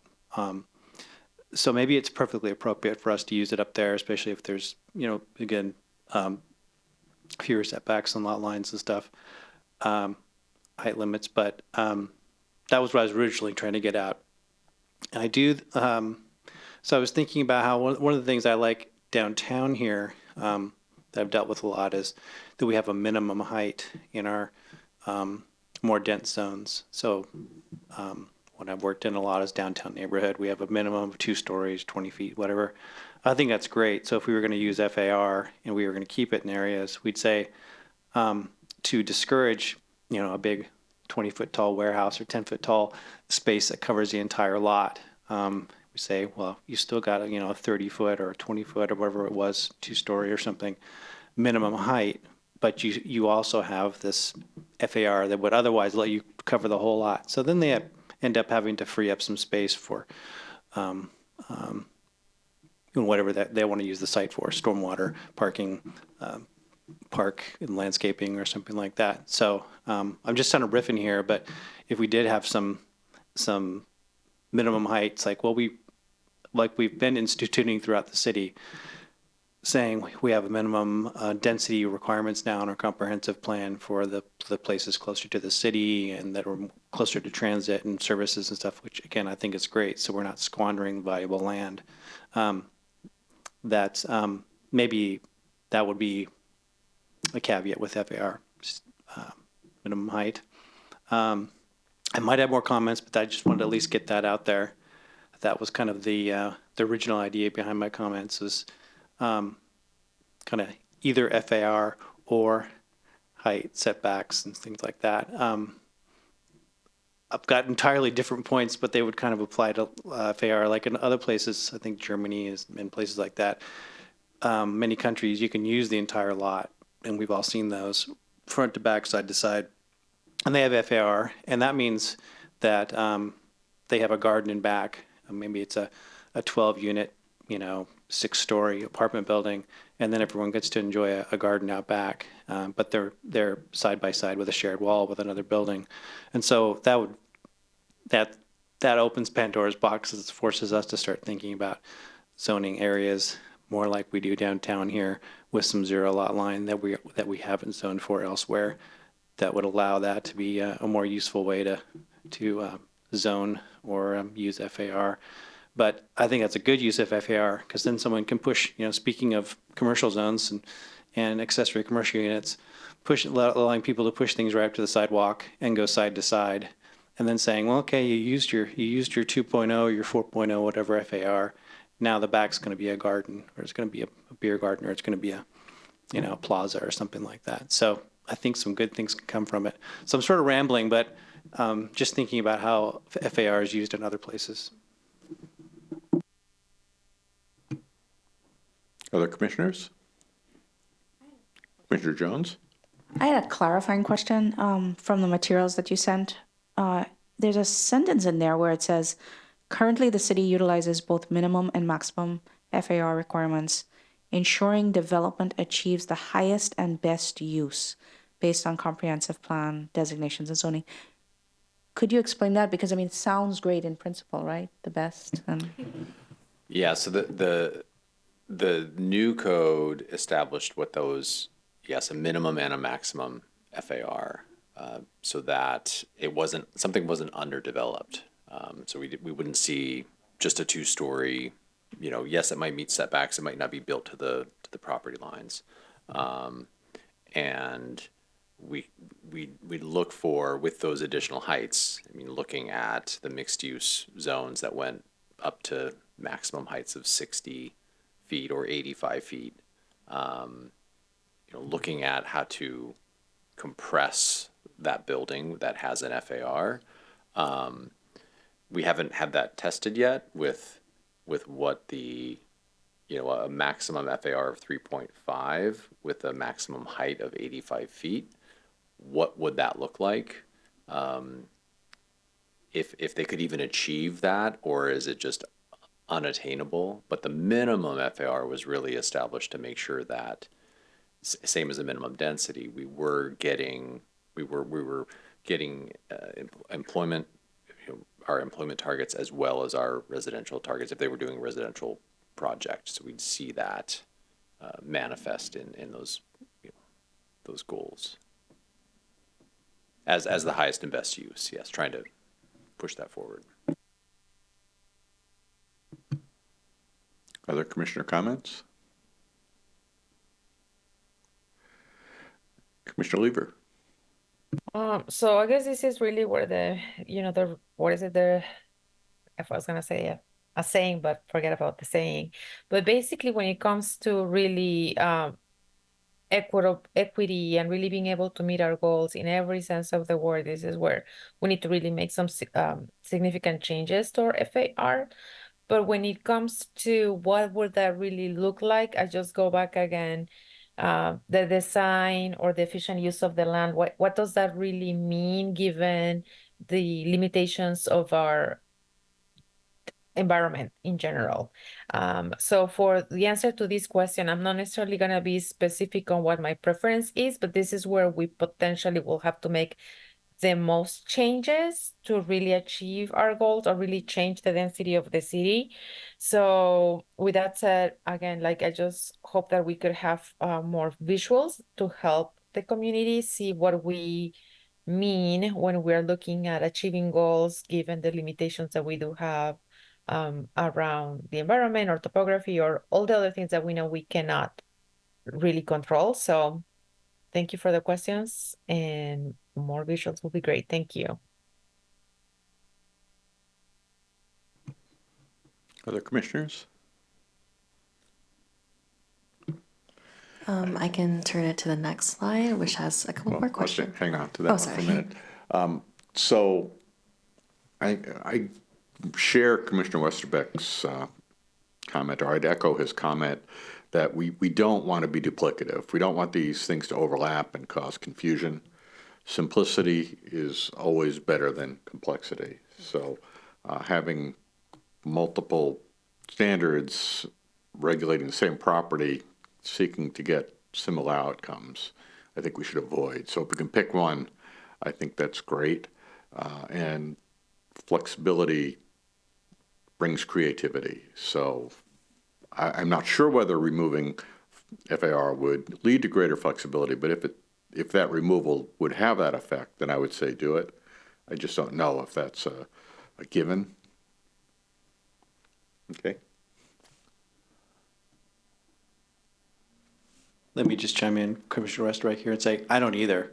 I'm not even saying necessarily, again, it's bad or good. I just want to make sure, like you said, that we're not making things overly complicated. And I will mention there's a jurisdiction nearby, I'm not going to name them, where fortunately I think they've changed some things with their comprehensive plan. What I was working in, the zoning envelope calculation was so incredibly complex. I was trying to model it in 3D, and each thing would modify the other thing. And if you made the building longer, it had to get shorter. And if you get tall, it was like one of those weird puzzles you mess with where they change shape as you move it. And that's literally what the code is doing. And it sounds like they're going to do some simplification, which is great. But I want to avoid us getting into a situation like that where, okay, well, if I do FAR, this is great. Oh, but then I can't go above this height. And actually, to backtrack on that tiny bit, sorry, don't be too confusing. I could see a minimum and maximum height with FAR because it's like you can't tell people, maybe we don't want a 200-foot tall building, right? So I get that. But then there's some flexibility. You can go up to 80 feet or whatever, but then, FAR applies. But anyway, just trying to avoid that duplicativeness that Chair Kiernan mentioned was my main thrust of it originally. And so that's all.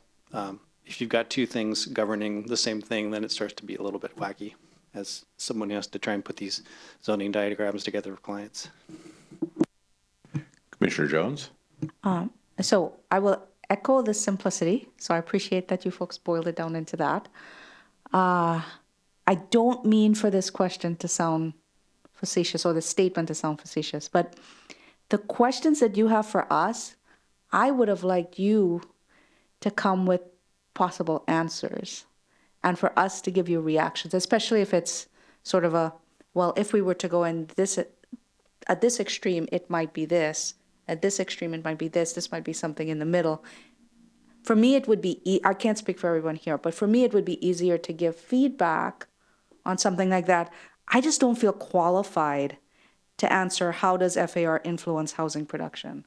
I don't think I know enough. I would be guessing or relying on Commissioner Westerbeck. I'm not sure I do either. I'm struggling with that one.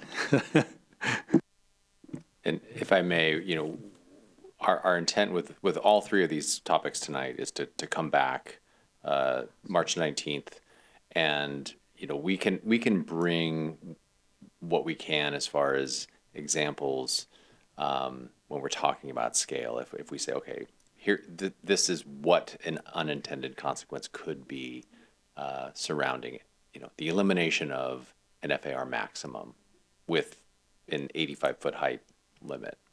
Here's what we could see, and here's where that would be, and we could try to render something up, or we could at least give you some information on that.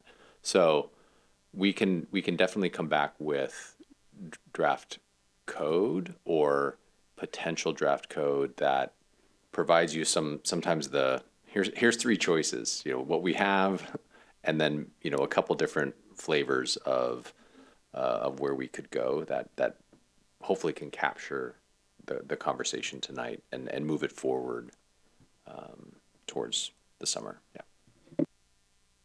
I really appreciate that, and I absolutely know you're going to come back, because you always do with all those great examples and things like that. And so I think maybe the best way for me to answer these questions collectively would be, these are the right questions to be asking. I'll say I know they're hard. And, you know, I'll say, when you look at things like this, particularly the first question, which was on the previous slide, we need to think about what the priorities are. And stormwater management is a requirement. So you're going to have to deal with that. Landscaping is, you know, we're going to be talking about tree cover and, you know, which goes into landscaping. We've talked about open public space. So those things factor in as well. So we kind of need to cast our net wide enough to look at those things and not get tied up on FAR and lose some of those other elements. Commissioner Sills. Yeah, I guess this is kind of, you know, independent research I could go off and do on my own, but I think, you know, questions that come to my mind are like, what's the history of FAR in Bothell? Why was it put in place? Like, when was it first put in place? Why? If we can dig that up. And like, how did housing production look as a result, or what did we see? Are there other areas that don't have it, and what are we seeing? Like, just sort of exploring why it came to be, and then kind of what I've reiterated before, like, what is the problem we're trying to solve? Like, is it we aren't seeing enough housing supply, and we're hearing from housing developers that this is an obstacle that is preventing them from wanting to do this, or leading them to do more, you know, single family units because this advantages that, you know, just kind of like more of a thorough look on why it even came to be, so then we can understand if we still need it. And I think certainly if there are unintended consequences, we want to be aware of that as well. But I like the idea of streamlining it into something else that is new, like stormwater requirements that we all agree are important, and exist for an important reason.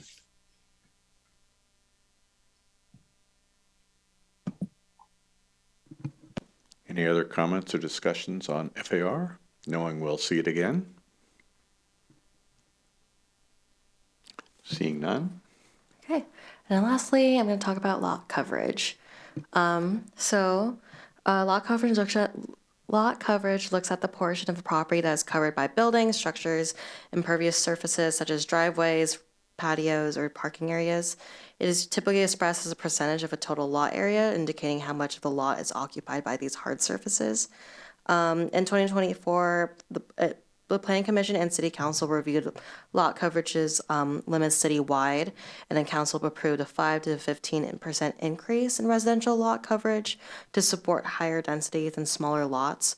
But in fall 2024, discussions exploring eliminating lot coverage limits and relying solely on stormwater regulations was explored.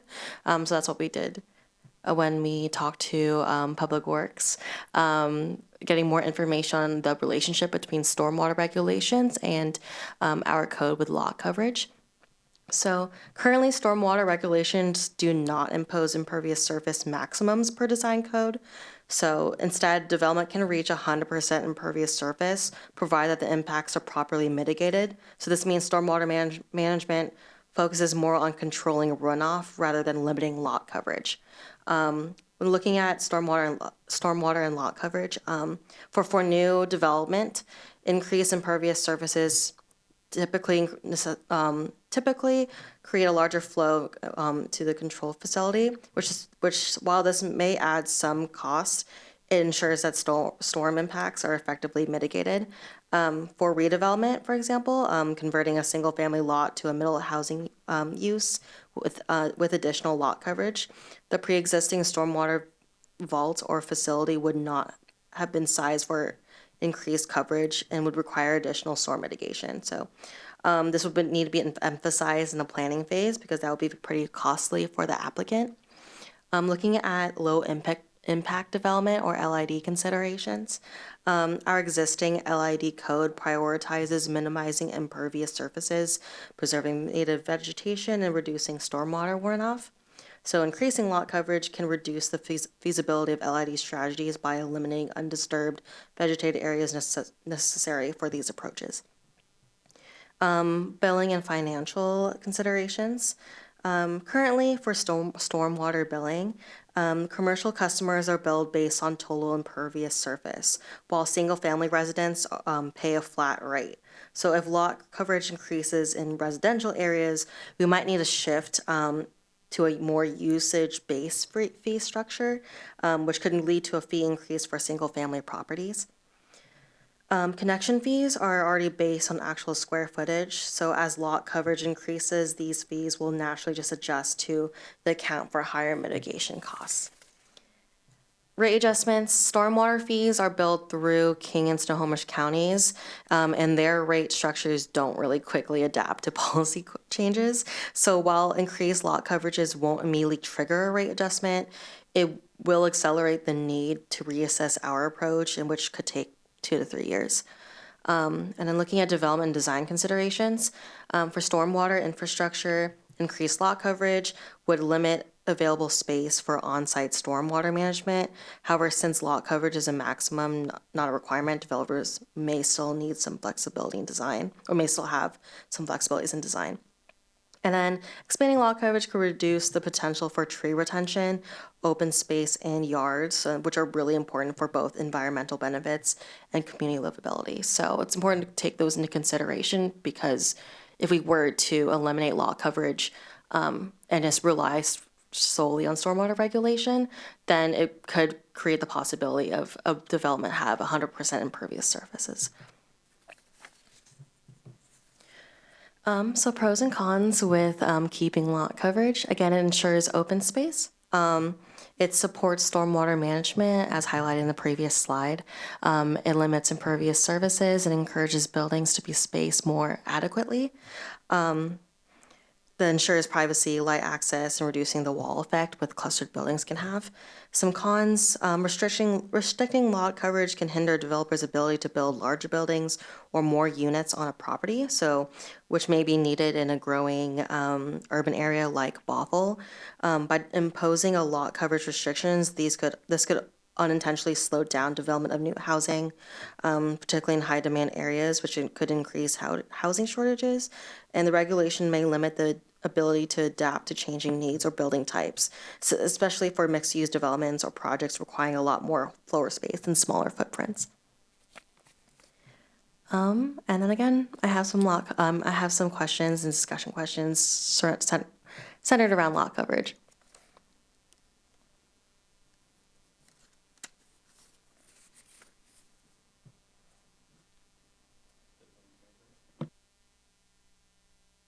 So I appreciate the last two questions that you have. It's interesting to think about, and I think someone mentioned this earlier, we're doing so many different plans and so many different things, and how are they all fitting together? And so if we make some decisions in one area, are we then eliminating options in the other area? And so it would be great when you come back with this if we had some sense, and I know there was a timeline presented yesterday, but when would we know enough about the urban forestry management plan to influence maybe or to factor it into some decisions about the lot coverage? I think it would be just important to know kind of the timing, because I know we want to move ahead as fast as we can with densification, but we also don't want, it's probably important to think about this if we can do this in time. And then the last point though about, so in general, I don't have a problem with 100% lot coverage actually. But I do think it's important, if we're going to allow for that, to think about green infrastructure in terms of green roofs and things like that, or other types of features that that may help with aesthetics and cooling, and because we also do have a climate action plan and just those types of things as well. So, thank you. Commissioner Lever. Yeah, so I'm basically gonna be echoing what Commissioner Jones said. And when it comes to, I think we had the conversation last time around what it means to be adapting to the new normal around climate change, population growth, the diversification that we're seeing of our population in general, and what that really means for our own expectations, right? If I'm coming from an urban environment and my tolerance for having removing the lot coverage, like all of that might be very different. And all of those things really impact the support that we're getting and or the design of what we're going to be seeing happening in our city. I am almost now, and I don't want to sound dramatic over here, but almost like concerned with the amount of change that is happening at different spaces and how silo we in fact appear to be.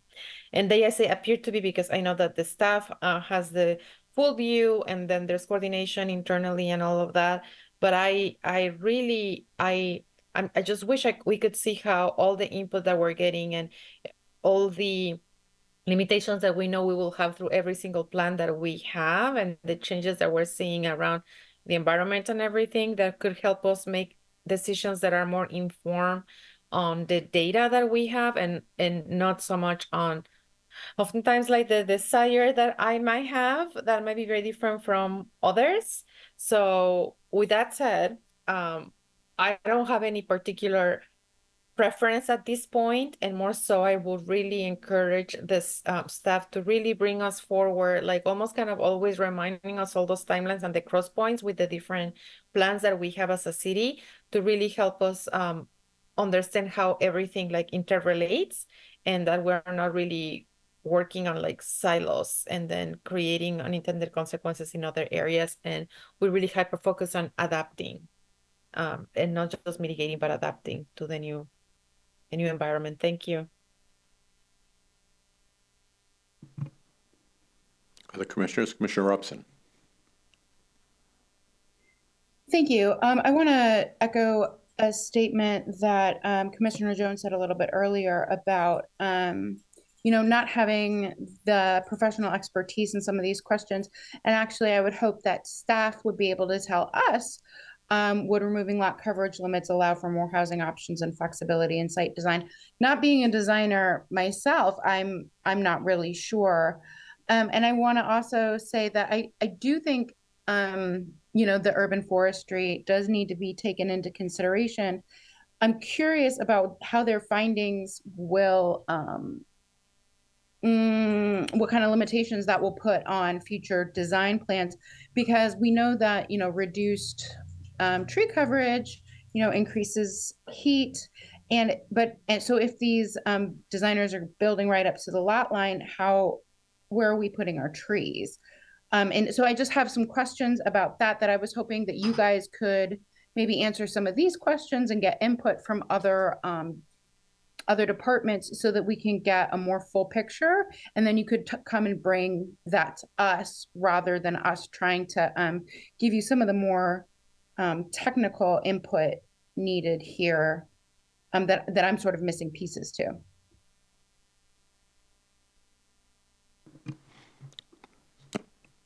Other commissioners? This is Commissioner Westerbeck. I want to echo what everyone so far has said because it's all really good input and makes me think about things I didn't make notes on. So thank you for all the comments. This is another one I know I was in part responsible for getting this probably on the docket. Maybe I won't give myself too much credit, but so I do have some sort of technical comments because this is something I deal with a lot. And to me, it's sort of, it's somewhat like when I was talking about working in another jurisdiction where you pull on something else and you got to push on something else. Well, the point about how all our different plans, like the tree canopy plan and so forth, urban forestry are going to impact this, I think are really critical. And partly why this matters to me is I also am okay with a lot more like full 100% impervious, but there's a trade-off.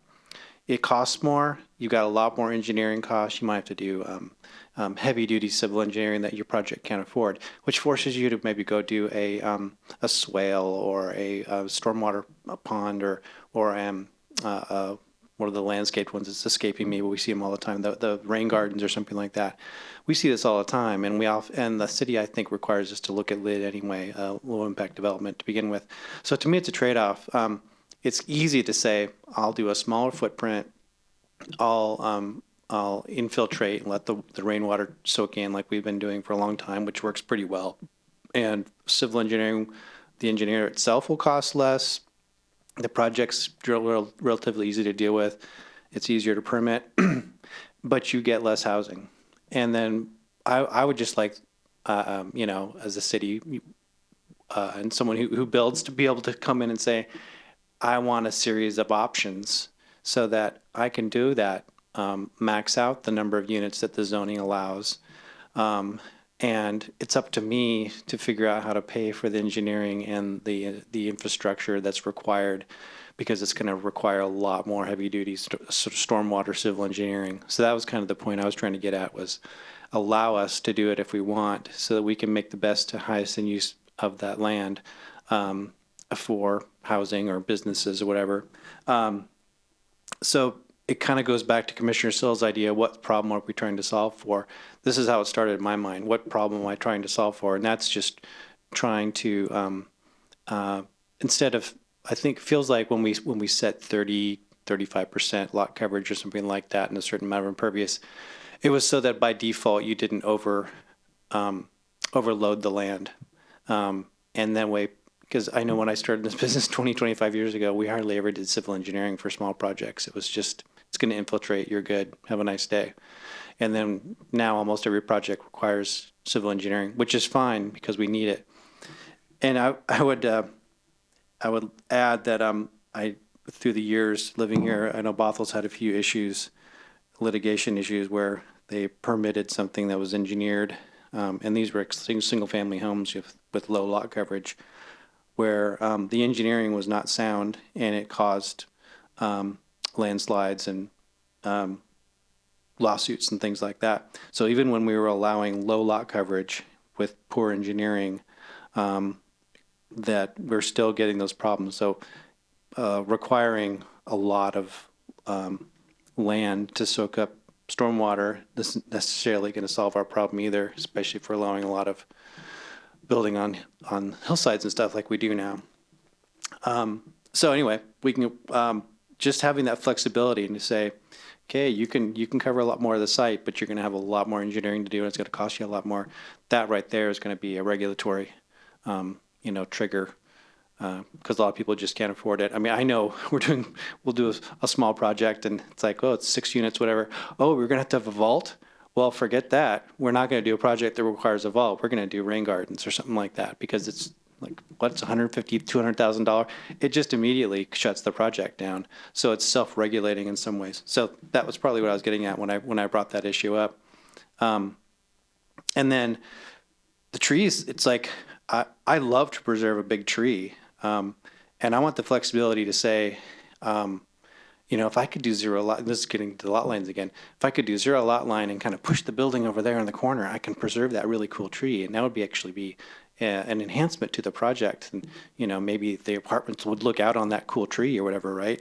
Versus being told, not only have you got setbacks, but then you've also, you got to take that tree out because you need parking and you need to put in a stormwater vault and blah, blah, blah, blah, blah. I would love for us to have that flexibility in our code to say, not only do you get to keep the tree, but we'll allow you to put the building over to the side because that's better. And I know we have a little bit of that flexibility in our middle housing code now, which is great. I know we pushed for that, so we were all part of that. So that's the flexibility again. So we might get the best of both worlds. Hey, a little less engineering, you save a tree, and we allow you to use part of the site that maybe we wouldn't before.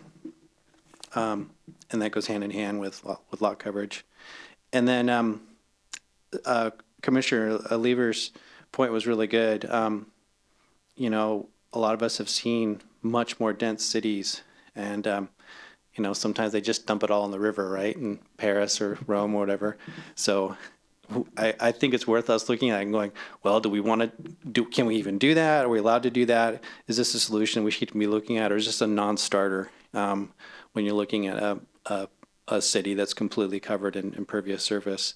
And if it's not, then we know we obviously have some natural limits to we're working up against. And then last but not least, did Public Works? I'd love to hear. You guys said you talked to Public Works. Did they say like, oh, this is terrible, a terrible idea, or hey, we're okay with, like you said, like our code says, there's no prohibition to 100% coverage. It's just, can you engineer for it? So it seems like we have that somewhat built in already. We just don't necessarily have it in our land use regulations, if I'm not mistaken. So I'd love to know. You don't have to answer now, but in future conversations, find out if Public Works thinks this is a non-starter. Other commissioners?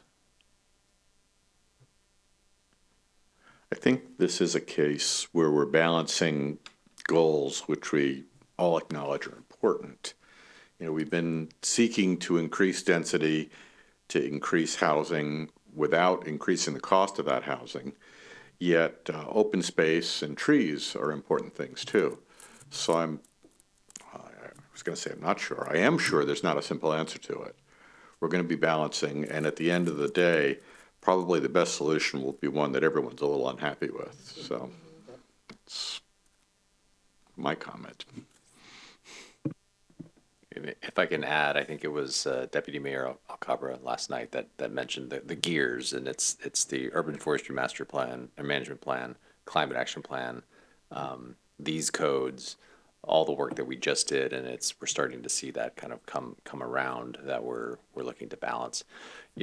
There are some things that we can start to come back with, not immediately, with all of the work that we did around density, with the comp plan and with the regulations. So part of our reporting, we have to annually identify if a maximum density was established, were projects built to that maximum density. So we'll start to understand if the maximum density was 25 units per acre, but a project that came in and was approved only built to 15, we can start to ask those questions, maybe around topics like this.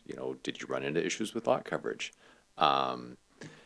If even after we've made Maywood, generally most of Maywood up to 70% with the new code, is that still an impediment to achieve that maximum density? Why did you leave a couple of units on the table where we in that zoning where we don't have a minimum requirement?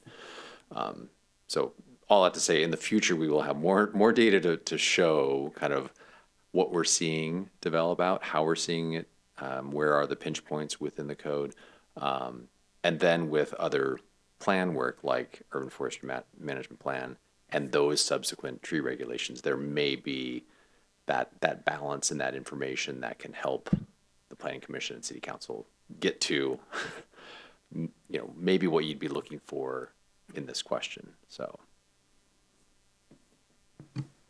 Commissioner Jones? I really appreciate that feedback and that comment. And you've reminded us of this before, that we don't have to do everything all at once. We're going to have time to see how the actions we've already done start to play out. And that's probably a really good thing for us to do, is to monitor it over time, not 100 years, but monitor it over time, because we can go back and make some changes if we need to. And that helps us get at the balance, so we don't overcorrect, especially in an area where we can't back out of, given that there are other important, really critical goals in terms of extreme heat and other types of environmental issues. I think the other thing you did is you reminded us of yesterday's conversation, and going back to something Commissioner Lever said, it would certainly help me when you come back with some of these ideas and scenarios. It would help me if I was reminded of what the priorities are for City Council, because we are in part supporting their vision. And so they, I assume, have articulated some of that balance, or how to achieve that balance. And if we could be reminded, or if I could be reminded of that every time, that would be great. Thank you. Other comments? Looking around. I suspect that with all the good work that you've done and you will do, and all the feedback you'll get, whatever outcome we have will be amended at some point in the future. And I think we need to keep that in mind as well. We shouldn't be paralyzed by trying to run down everything, in pursuit of perfection would get us nowhere. So, all right. So we have one other half of lot coverage questions, but I think we actually already addressed these previously. So if no one else has any more comments, we can move on from this page as well. Looking around, not seeing anyone weighing in. All right. So that concludes everything. We're going to take all the comments that we've received today, and we're going to start crafting basically those code updates and see what, just like looking at what your comments have said. If you have any more comments from any of the other topics as well, feel free to email me. I'll be able to make sure to implement those when drafting up these updates, and we'll hopefully get that back by that March meeting. yes. And I do want to point to the possibility, this sort of grouping of code amendments, there may be other things thrown into this cart as we move towards June, July. We have this goal of accomplishing something, even if it's, we need to put one of these things on the shelf until we know more information. But there may be things that come out of the legislature that just pop up because of other priorities. I will say, these materials obviously were created before the conversation last night, and so incorporating the council vision in kind of providing those guiding principles and how are we moving forward, we're going to look to include those as we move forward. But did just want to give you a heads up that there may be other things. Start with the letter P. That may be maybe on a future agenda that Jacqueline will be back to work through. But yeah. And that concludes the presentation. So thank you so much. Well, thank you for the very informative presentation. You can see you got a lot of engagement there. So. Yeah. Thank you. Very good. Lots to think about, and I don't envy you for your workload. Lots of information for sure. So that concludes our study session, the 3 topics on our study session this evening. Moving on to our next item, reports from members. Any comments? Looking around. I'd like to, then seeing none, make a bit of a comment. So I think about the meetings themselves. I think having a free-flowing discussion is really useful. Try not to be too rigorous. We are, if you look at our bylaws, we're governed by Robert's rules, but we don't follow them to the letter. And that's fine. I think it works for us. But I did look back at the last meeting where we had our amendment on the motion, on a recommendation to an amendment, and it got a little convoluted. And one of the things I'm going to try to do as chair is to slow that down a little bit. Under Robert's rules, the chair doesn't make either a motion or second a motion, and I stated that. But I will try harder to stop and restate what's going on to help staff, so that, because we kind of went around, well, what were the motions and where was it? So if you see me stopping it, it's for the benefit of that, to be sure we're capturing what's going on, and then we'll pick it up. A little reflection I had after that one. So that's my comment. Anything else from other members? Seeing none. Reports from staff? So we've got 2 upcoming meetings in March, the regularly scheduled meetings on the 5th and the 19th. You'll see the legal update for the sign code on March 5th. That's what's slated already. Coming back on the 19th with that, hopefully wrapping that up with the findings, conclusions, and recommendation to just move that one on. And then again on the 19th, Jacqueline hopes to be back to continue this conversation around the Phase 2 code update work. The one other note, the Climate Action Plan survey closes on February 23rd. I think we're up to 190, getting close to 200 responses, which is great. I did share out those to this group just so you could kind of see what we're seeing, and we're learning how to utilize Engage Bothell and pull that data in as we go. And then lastly, thank you all for attending. I know Commissioner Lever wasn't able to attend last night, but it was great to have everyone here with council having a lovely conversation about kind of how we move forward together. Yes. All right. There being no further business, is there a motion to adjourn? I move to adjourn. Mr. Westbeck moves. Seconded, Commissioner Jones. All right. All in favor of adjourning? Aye. Aye. Bye. Hi. And I see we have support of our youngest participant too, so. That being said, the meeting is adjourned at 8:27. Our next meeting will be March 5th. Thank you all for your participation. Good night. Good night.